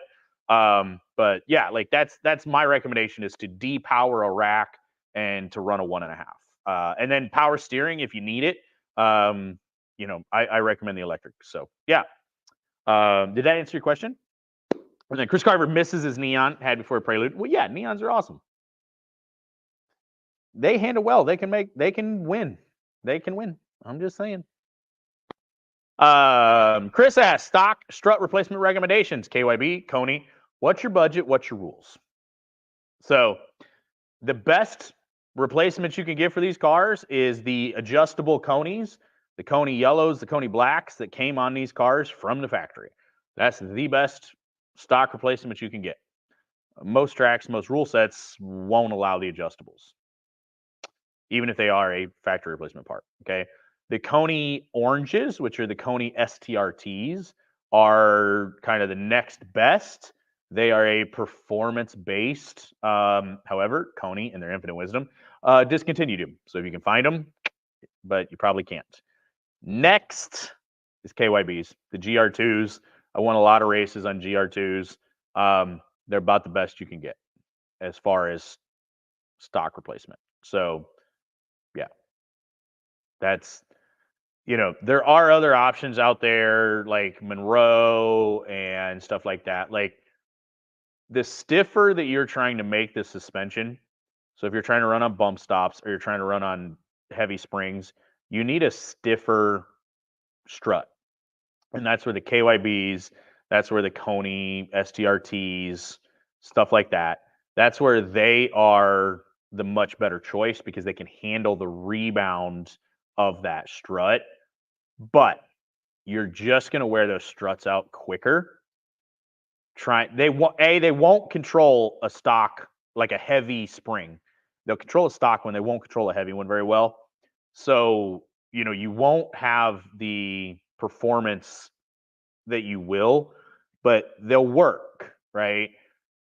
But you're probably going to blow them out quicker. And it's not necessarily the seals, it's that you are going to blow the shim stacks out of them. You're just going to fatigue them and they're going to break or wear out. So if you do run a cheaper strut, shit, I know guys that have won races on the cheap Chinese shit they get off eBay, right? You can do it. But the better the strut, the better it controls the spring and the better you can be. Okay. And that goes to, and I've had a few people who've called me liars on this. I won a lot of races with a 250,000 mile. Blah, blah, blah, blah. Cool. If shock valving didn't matter, then there wouldn't be rules against it in pretty much every single series ever for everything. Okay. There's a reason why, like if you watch YouTube, okay, if you guys watch Cletus McFarlane, there's a reason why all of their cars are getting these Viking double adjustable coilovers, right? There's a reason why, and that's just drag racing stuff. It matters, right? There's a reason why every time budget rear wheel drive classes get brought up, one of the first things they do is they're like, we've got to limit the shocks, right? We need a sealed, non-adjustable $70 shock, right? Hey, how can we slow this class down? We have to make shock rules, okay? Our cars are no different than theirs. The best that we could do, and look, I'm not allowed to run the adjuster on Coneys, on factory Coney. This car right here, I don't know if, yeah, this corner right here, you can't see it on camera because I'm sure it's real tiny. This has a Coney adjustable on it. This is not the one I ran. This came on a car I bought, and hence the street tire and that. Like I swapped this entire corner suspension out. I can't run this. This is a factory as delivered strut with a factory spring on it. Factory part number, I can't run it. But you know what I can do? I can take that strut and I can send it to a Coney authorized rebuilder and I can spend almost $350 per corner to have it revalved exactly the way I want and to make it non-adjustable, and that's legal. That's perfectly legal. But I can't take this as delivered factory strut and bolt it on. I can make it better and use it, but I can't because it has an adjuster, right? And there are people who are mad. I've done it before. Listen, if you're not chasing some gray area stuff, I made them non-adjustable before, okay? And ran them because I've bought sets of these for $100. I bought a set out of a junkyard with some other parts, and I paid less than $150 for everything. I have bought the car that this set came on that's right here, this strut right here. The car that we got, actually, it was this car right here, came with it. Earl and I paid the guy $400, I think, for that car with everything on it, and it came with 4 of those struts and some other goodies. Now, good friend of mine wanted to see us use the car, knew we'd use the parts. Okay, but I can buy those cheaper, and that's why I don't have the rebuilt struts on, is because I don't want to spend $300+ a corner. However, I might have to, because what I've been doing is drying up. So what year? This one I know for sure is a 98, and I think this one's a 97, but 95 through 99 are effectively all the same. There's some slight minor differences, but it's like wiring and like cosmetically they're all identical. Chassis wise, they're all identical. Like 95s had they had different wiring, they had different PCMs. Like I run, like Doc has a 95 PCM. It's a 98 car has a 95 PCM.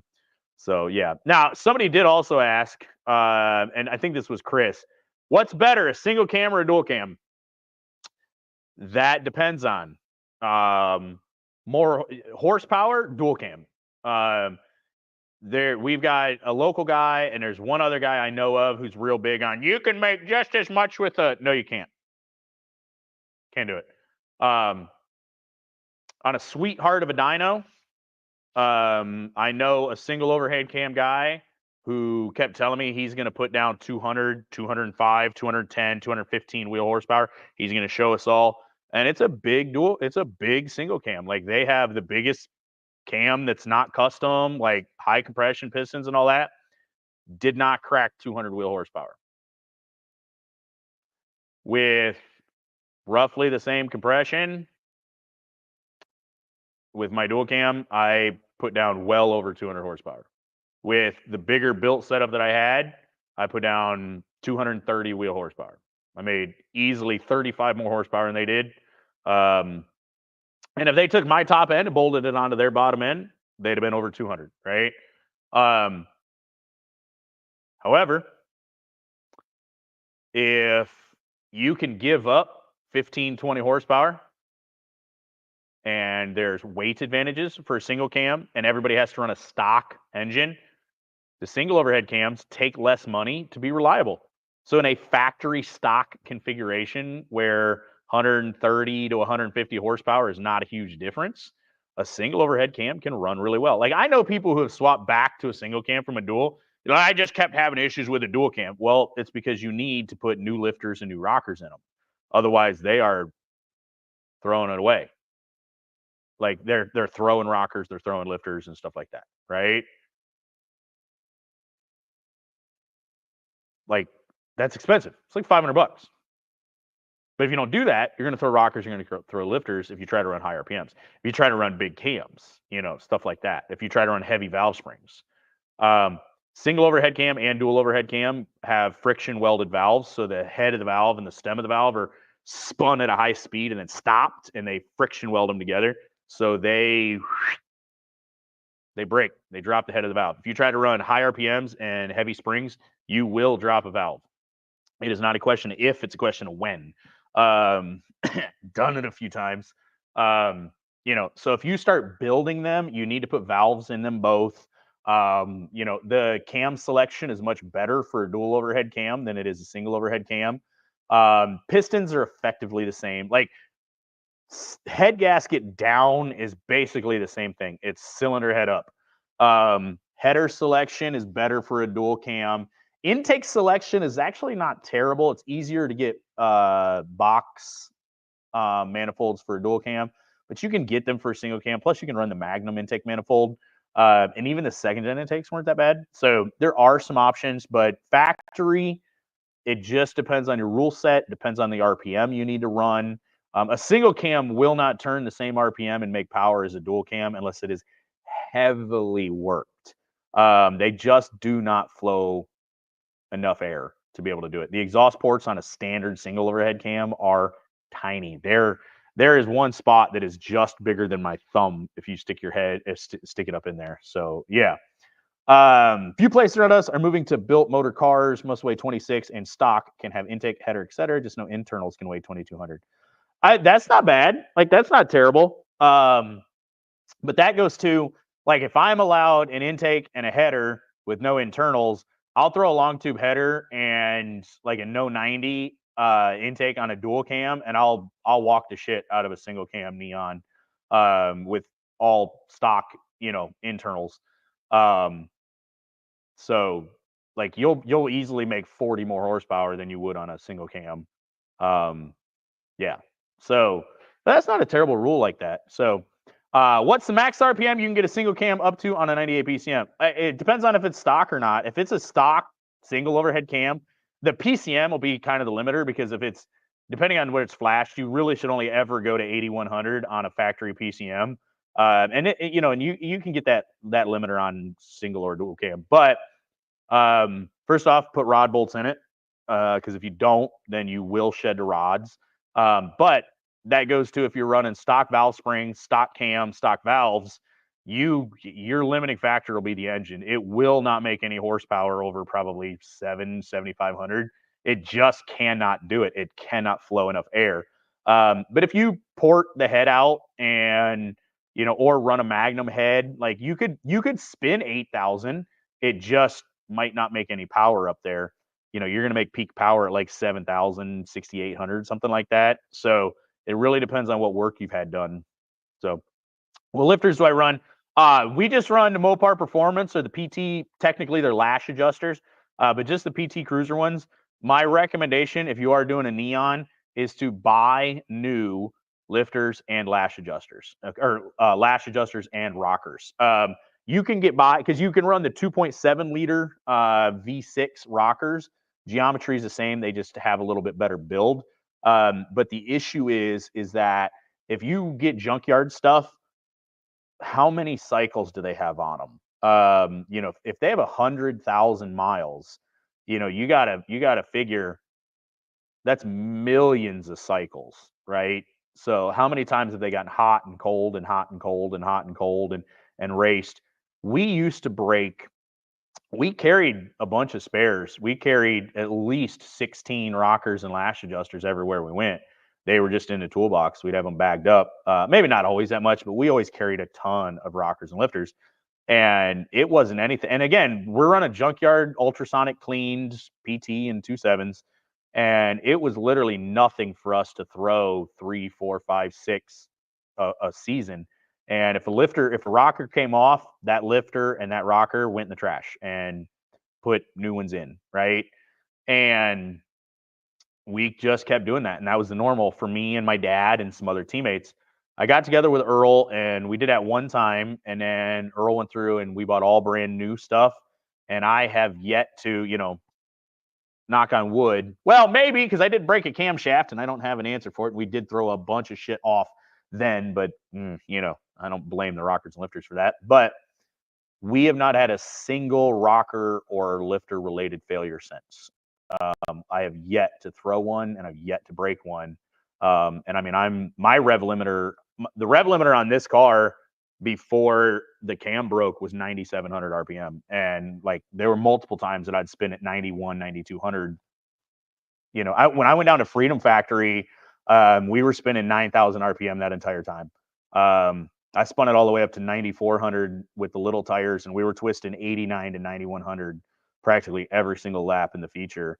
Never had an issue with lash adjusters or lifters after we started putting new ones in. So yeah, fresh PT lifters when I'm running out. Yeah, you just new ones. I do recommend new ones, because it's just it just happens. So yeah. Depends on who you talk to, Kyle. There's another guy out there who's kind of a dickbag that wants to pretend like he's the neon god, but I don't care. I don't need the fame. I don't need the. So yeah, with a 394. Actually, no, that was with a 355 HD, Jason. because that was down at the Freedom Factory. So I primarily race almost everything with a 355 HD on 24-inch Hoosier 790s with like a 76 to 77-inch rollout. And then I just spin it higher or lower depending on depending on where I'm at. Like Kalamazoo and Springport, I'll turn 8,400, 8,500. But Freedom Factory, I was turning 91.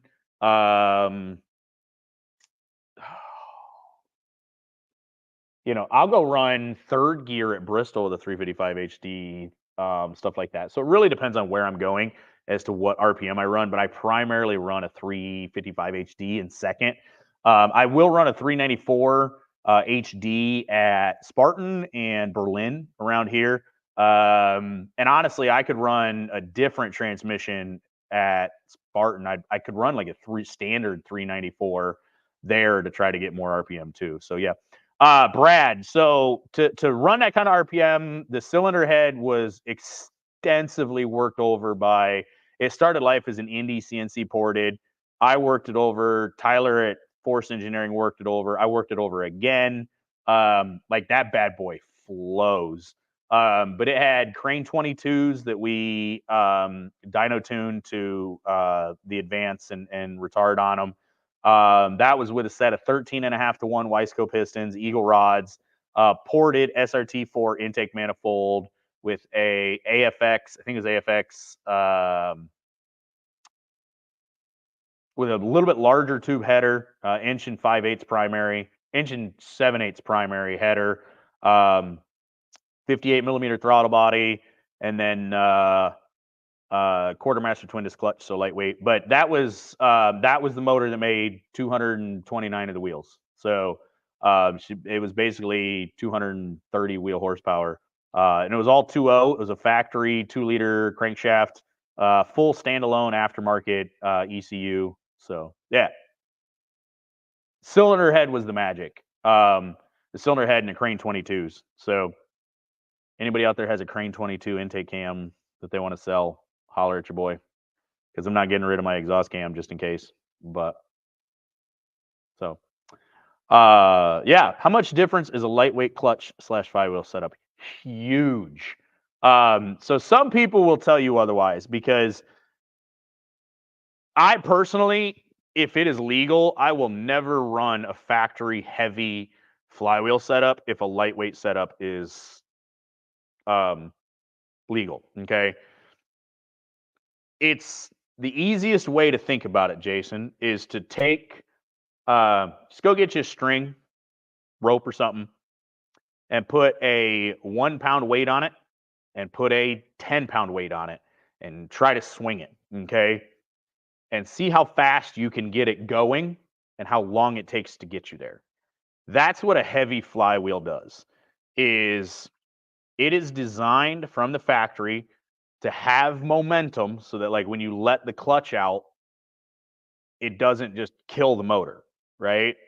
The problem is when you get on the gas and you make the power and it transfers through the crankshaft, it has to accelerate that flywheel. Okay. Now, where guys have told me that they really don't like it is that it also decelerates easier because you don't have that spinning mass trying to continue to push you. I personally like that because when I let off the gas and I get on the brake, I don't want the motor pushing through the brakes, right? But when I get in the gas, I want it to sound like a 410 sprint car and just whack, right? And you can hear, like, you would be able to physically hear it and see it. Like you could time the car to go from idle to 5,000 RPM with the heavy and the light, and you are going to notice a difference, right? Now, Sean says, rule of thumb is what? 10 pounds per 1 horsepower. Technically, that one, every time I've heard that, 10 horsepower, it's 100 pounds equals 10 horsepower, and that's for like weight off the car. I don't know if there's a rule of thumb as far as flywheel weight goes. I can tell you the difference between a factory flywheel clutch setup to a Fidanza flywheel with the exact same clutch and pressure plate and disc and all that was about 2.5 tenths for me at Springport. So it was worth 2 tenths on a mid 18-second, low 18-second lap time. Okay. It really does make a big difference. So much so that I'm trying to get an even lighter setup, and I already have a fairly light setup, right? My setup works so well that I know about 5 guys that didn't want to admit that they were using, but are now. So, and I'm trying to do something even better yet. It's just expensive. So, but yeah, Fidanza is kind of my go-to that I recommend for everybody. For a neon specifically, a Fidanza with, or an ACT. I really do recommend ACT stuff. It's not quite as light, but like the ACT kits are lighter. They're SFA certified, so and they have pretty good pedal feel.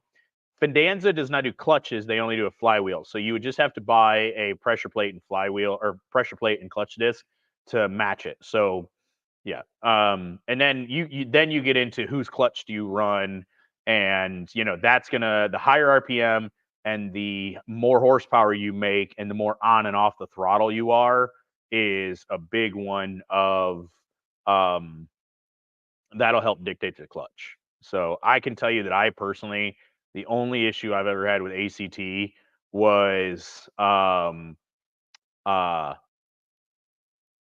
had the bolts came out of the crankshaft one time and screwed up both the flywheel and the crankshaft. So, but that had nothing to do with the flywheel. Like it didn't have anything to do with the ACT because that clutch came off from a similar built motor.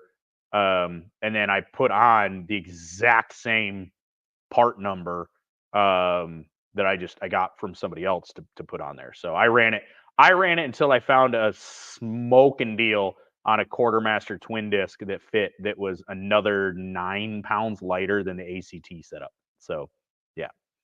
R2O's never seen over 8K. Most of them won't.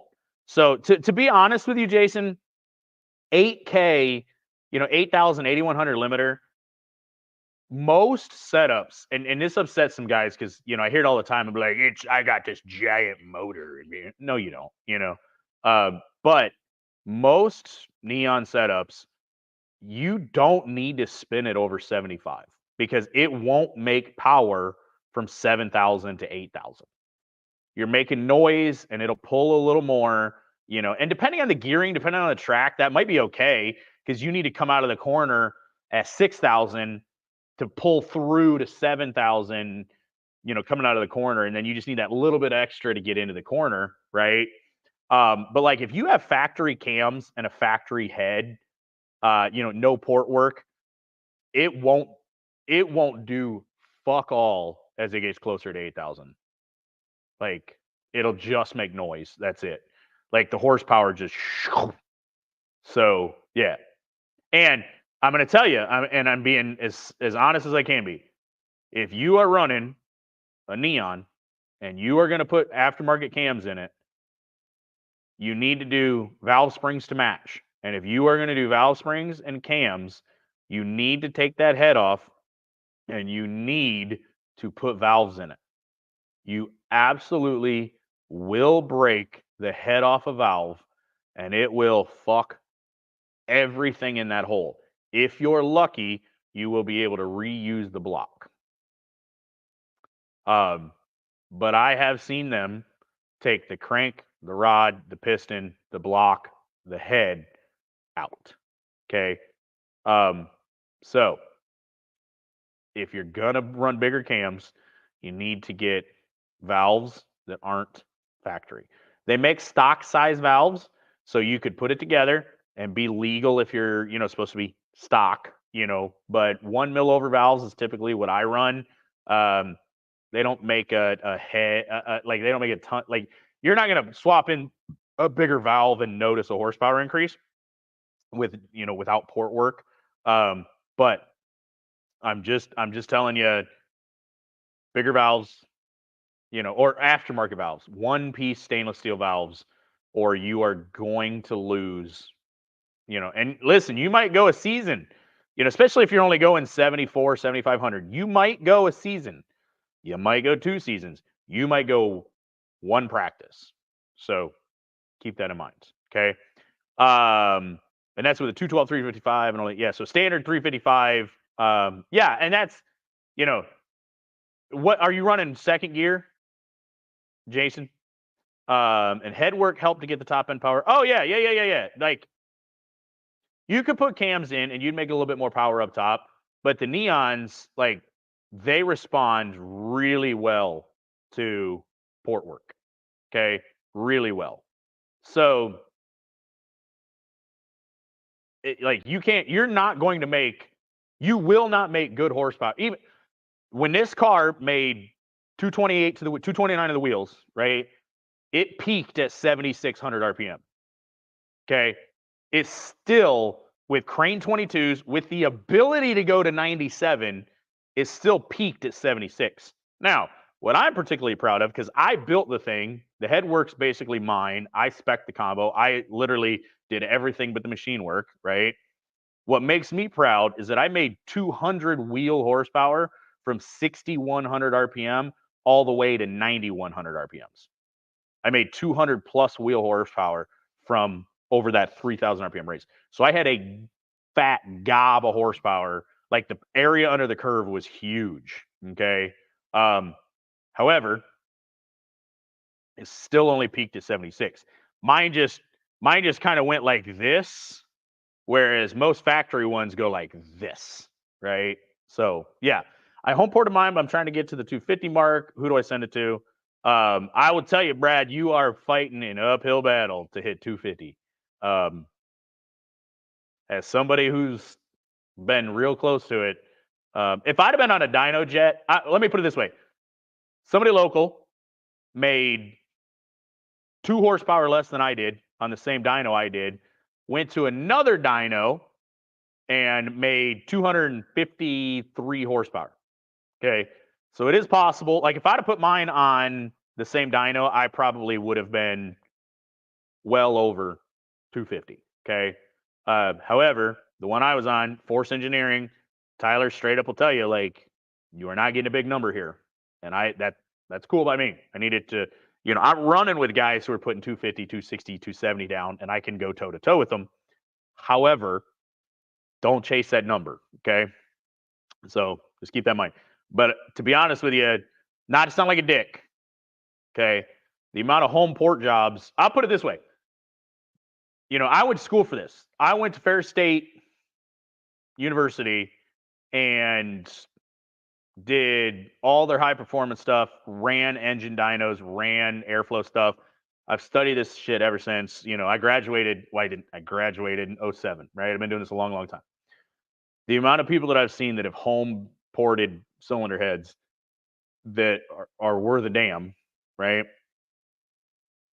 My cylinder head started out as an Indy CNC ported head, which advertised really decent flow numbers. Makes good power. Like, we could make 200 wheel horsepower with a factory Indy head. I have probably another 30 hours into that cylinder head after the port job. So, like, and I say this, Brad, where I talk to guys that are like, yeah, I've got like 6, 7 hours, 10 hours into it, to port it, and it's a great head. It's probably just as good as yours. And I'm not saying you're saying that, but I've had people tell me that, and they get mad when I laugh at them. And it's like, 10 hours with a Dremel is not what you think it is, right? So, but yeah, I mean, Brad says he was in the 230s last season. If you were in the 230s last season with a 2.0 with a home ported head, kind of want to go to your dyno, but that's not bad. I'm thinking 17.1 on 3 is a dirt track. Yeah. 230 to 2.4 is perfect. Okay. You had 2.4? Okay. 2.4s do make a little more power. And listen, this does go to, again, 230, 250 on one dyno is 195 on another. So, that's why I also tell people, like, the big numbers sound great, but you know, I have yanked guys down the straightaway that supposedly made 285 when I was making 198, right? So yeah. But now the other thing I will say too is that with a 2.4, you will not get to 8,000-9,000 RPM. Like the rod stroke ratio of the 2.4s, they do not like to rev. They really don't. So Sean says, so Crane 400 cam and springs okay on stock valves are okay. No. Nope. Crane 400s, well, Crane didn't make the 400. Comp made the 400. Comp made the 200 or 400. Crane was like 8, 10, 12, 14, 16, 18, 20. But a 400 with matching springs is still too much cam and too much spring because it throws it open and it slams it shut so much harder, and you'll snap the head off a valve. I absolutely would definitely not recommend that. So, Brad and I had the only dirt neons in the Southeast region. There used to be a few more, but yeah. There's who's the guy that runs SCDRA still? So yeah, you're good, Sean. It's okay. People get it mixed up. So, but yeah, I would not recommend. And listen, if you got a single cam, I could sell you a partial set of valves. I have like all 8 intake and 5 exhaust, or vice versa. But I was 3 short of a full set. So yeah, Jason was with the fast ones. So honestly, with a 2.4, the best place you could send a cylinder head right now, it's expensive, time consuming. He may or may not actually fucking do it, is All Motor Mike, Mike Fry. I've tried to get Mike to do work for me before, send him a message of like, hey, how much to do this? And his answer was, well, it won't be cheap. And I'm like, I didn't ask you. Like, I said how much. I didn't ask, well, it'll take a while. I don't, how much? Like, well, it'll be like, and at the time I had a blank check to get it done. So yeah, the Indy cylinder heads are still out there, but Indy doesn't do it anymore. They were fucking shit up anyway, so you wouldn't want them to do it. The port work was okay. Don't have them do any valve work. But yeah, if you can find an Indy head, they're still really good. The other thing I would say too is if you have a machine shop that's really good, that you could ask them who they could send support work to. Like our machine shop up here, we've got a guy who does really, really well on the port work. I'm gonna say this. I don't know if it'll happen this winter. It is possible I'm gonna port some cylinder heads, neon ones. I've got a couple local guys who are willing to spend money to have it done. I will tell you, it won't be cheap. I have to make it worth my while to not work on my own projects. To do it, it is a possibility. So I'm not going to promise you anything. I would tell you to look elsewhere first. All Motor Mike does really good work. Indy does. I don't know if Modern. I don't know if they're offering a ported head. Well, let's find out. They were offering a CNC ported head, but it was just an Indy head. I guess it'd be under engine components, heads, camshafts, and valve train.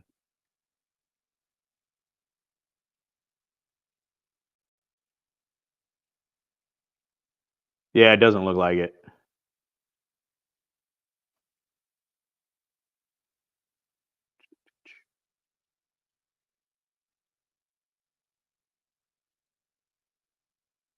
Ooh, they do have valves in stock again, though. So that's good. It looks like they have single and dual cam, which that's really good. Yeah, like they don't have their ported cylinder head options anymore either. And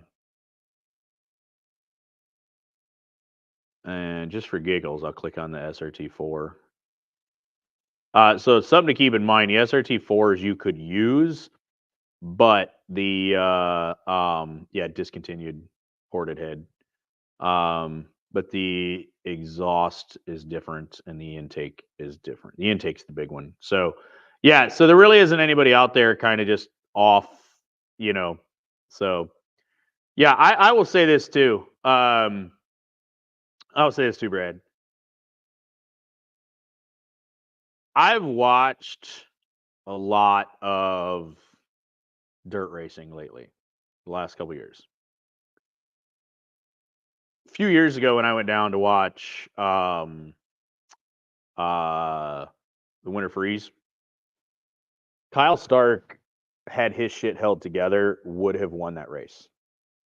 And it was clearly obvious from the grandstands that Kyle did not have the horsepower that Wyndham, Smith, Smith wasn't running with him, but like Wyndham and Gibson had. It was blatantly obvious from the grandstands that he did not have that horsepower.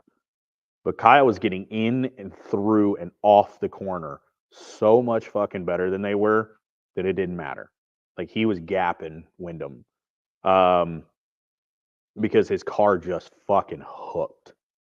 The amount of big motored guys that I've watched just bury it in the corner, turn their wheels full lock left, and then just rely on horsepower is insane to me. Like, yeah. So I personally believe that I would rather have, mind you, not a dirt guy, so keep that in mind. But I would rather have 230 horse and be able to put my foot in the gas and go than to have 300 horsepower and just listen to it. Like, I think you'll be faster. Now, having said that, 250 versus 230, but cylinder head, compression is the least of my worries. Like, if you're running a set of 10 and a halfs, 12 and a halfs, you can make the horsepower with that. I'm going more. My goal is to hit 250 with a 2.0, and I've got a set of 14. They're not quite 14 and a half because we maxed out the casting. It's like 14.38 to 1 or something like that. And I've got bigger cams to try. But I'm going to port my own cylinder head too to try to go bigger. And I got a few other tricks up my sleeve too, as far as like intakes, and I'm going to build a header and stuff. So, well, I'm hoping to hit 250 plus on the same dyno I hit 228. That way, like if I go hit a dyno jet, like we're going to make some fucking noise. So yeah. Yeah, I mean, you can make power with 10 and a halfs. So cylinder head is it. And the nice part is the cylinder head can always get put on something else with 12 and a halfs or, whatnot. So, but the 2.4s, I mean, they're 25% bigger. I mean, 20% bigger. So 20% displacement, I mean, it doesn't sound like 0.4 of a liter doesn't sound much, but 2 to 2.4, it's 20%. So it is easier to make power with a 2.4, especially down low. The rod stroke ratio of them do not like to rev up. Like they hate it. We ran 2.4s, but I kept blowing the bottom ends out because we cornered too hard. So like I have an idea that I could make a 2.4 live. I just can't afford to try it right now. So maybe someday. But I'd love to make like 280, 290 with a 2.4. But so anyways. Guys, I am starting to get cold. Because my heater's got, I don't know, can you guys see? Yeah, you can kind of see it right there. There you go. See my breath out here. So I'm starting to get cold. I've had a lot of fun tonight. Hope you guys have too. If you haven't already, hit the like button for me. We are going to post every day in November. So tomorrow, you guys are likely going to see like a picture or something. But we are going to post something every day in the month of November. So, Chris, there is an oil pan that's better if you have a 2.0. It is the Moroso oil pan. It is set up with trap doors and it holds an extra like quart and a half. That's what everything I run has on it is the Moroso oil pan. They are not cheap. You're going to spend between $350 and $600, depending on if you buy one used or new. But yeah, the Moroso oil pan is the better one. Steel or aluminum doesn't really matter as far as factory pans. But the Moroso pan is absolutely the way to go. But the 2.4, you got to make your own because the way the oiling system is, it goes effectively like the SRT4s goes through the oil pan, and then the Stratus setup goes through the bed plate and stuff. And with the windage tray and that, they don't make one, so you've got to kind of make your own. So yeah, but anyways, thank you all for being here. Yeah, got questions, reach out to me. But we'll be live Tuesday. Bare minimum, we'll probably go live before that and hang out. I am going to go live in the subscriber group at some point in the next day or two over this weekend. So yeah, thank you all for being here. I appreciate y'all. And yeah, we'll see you soon.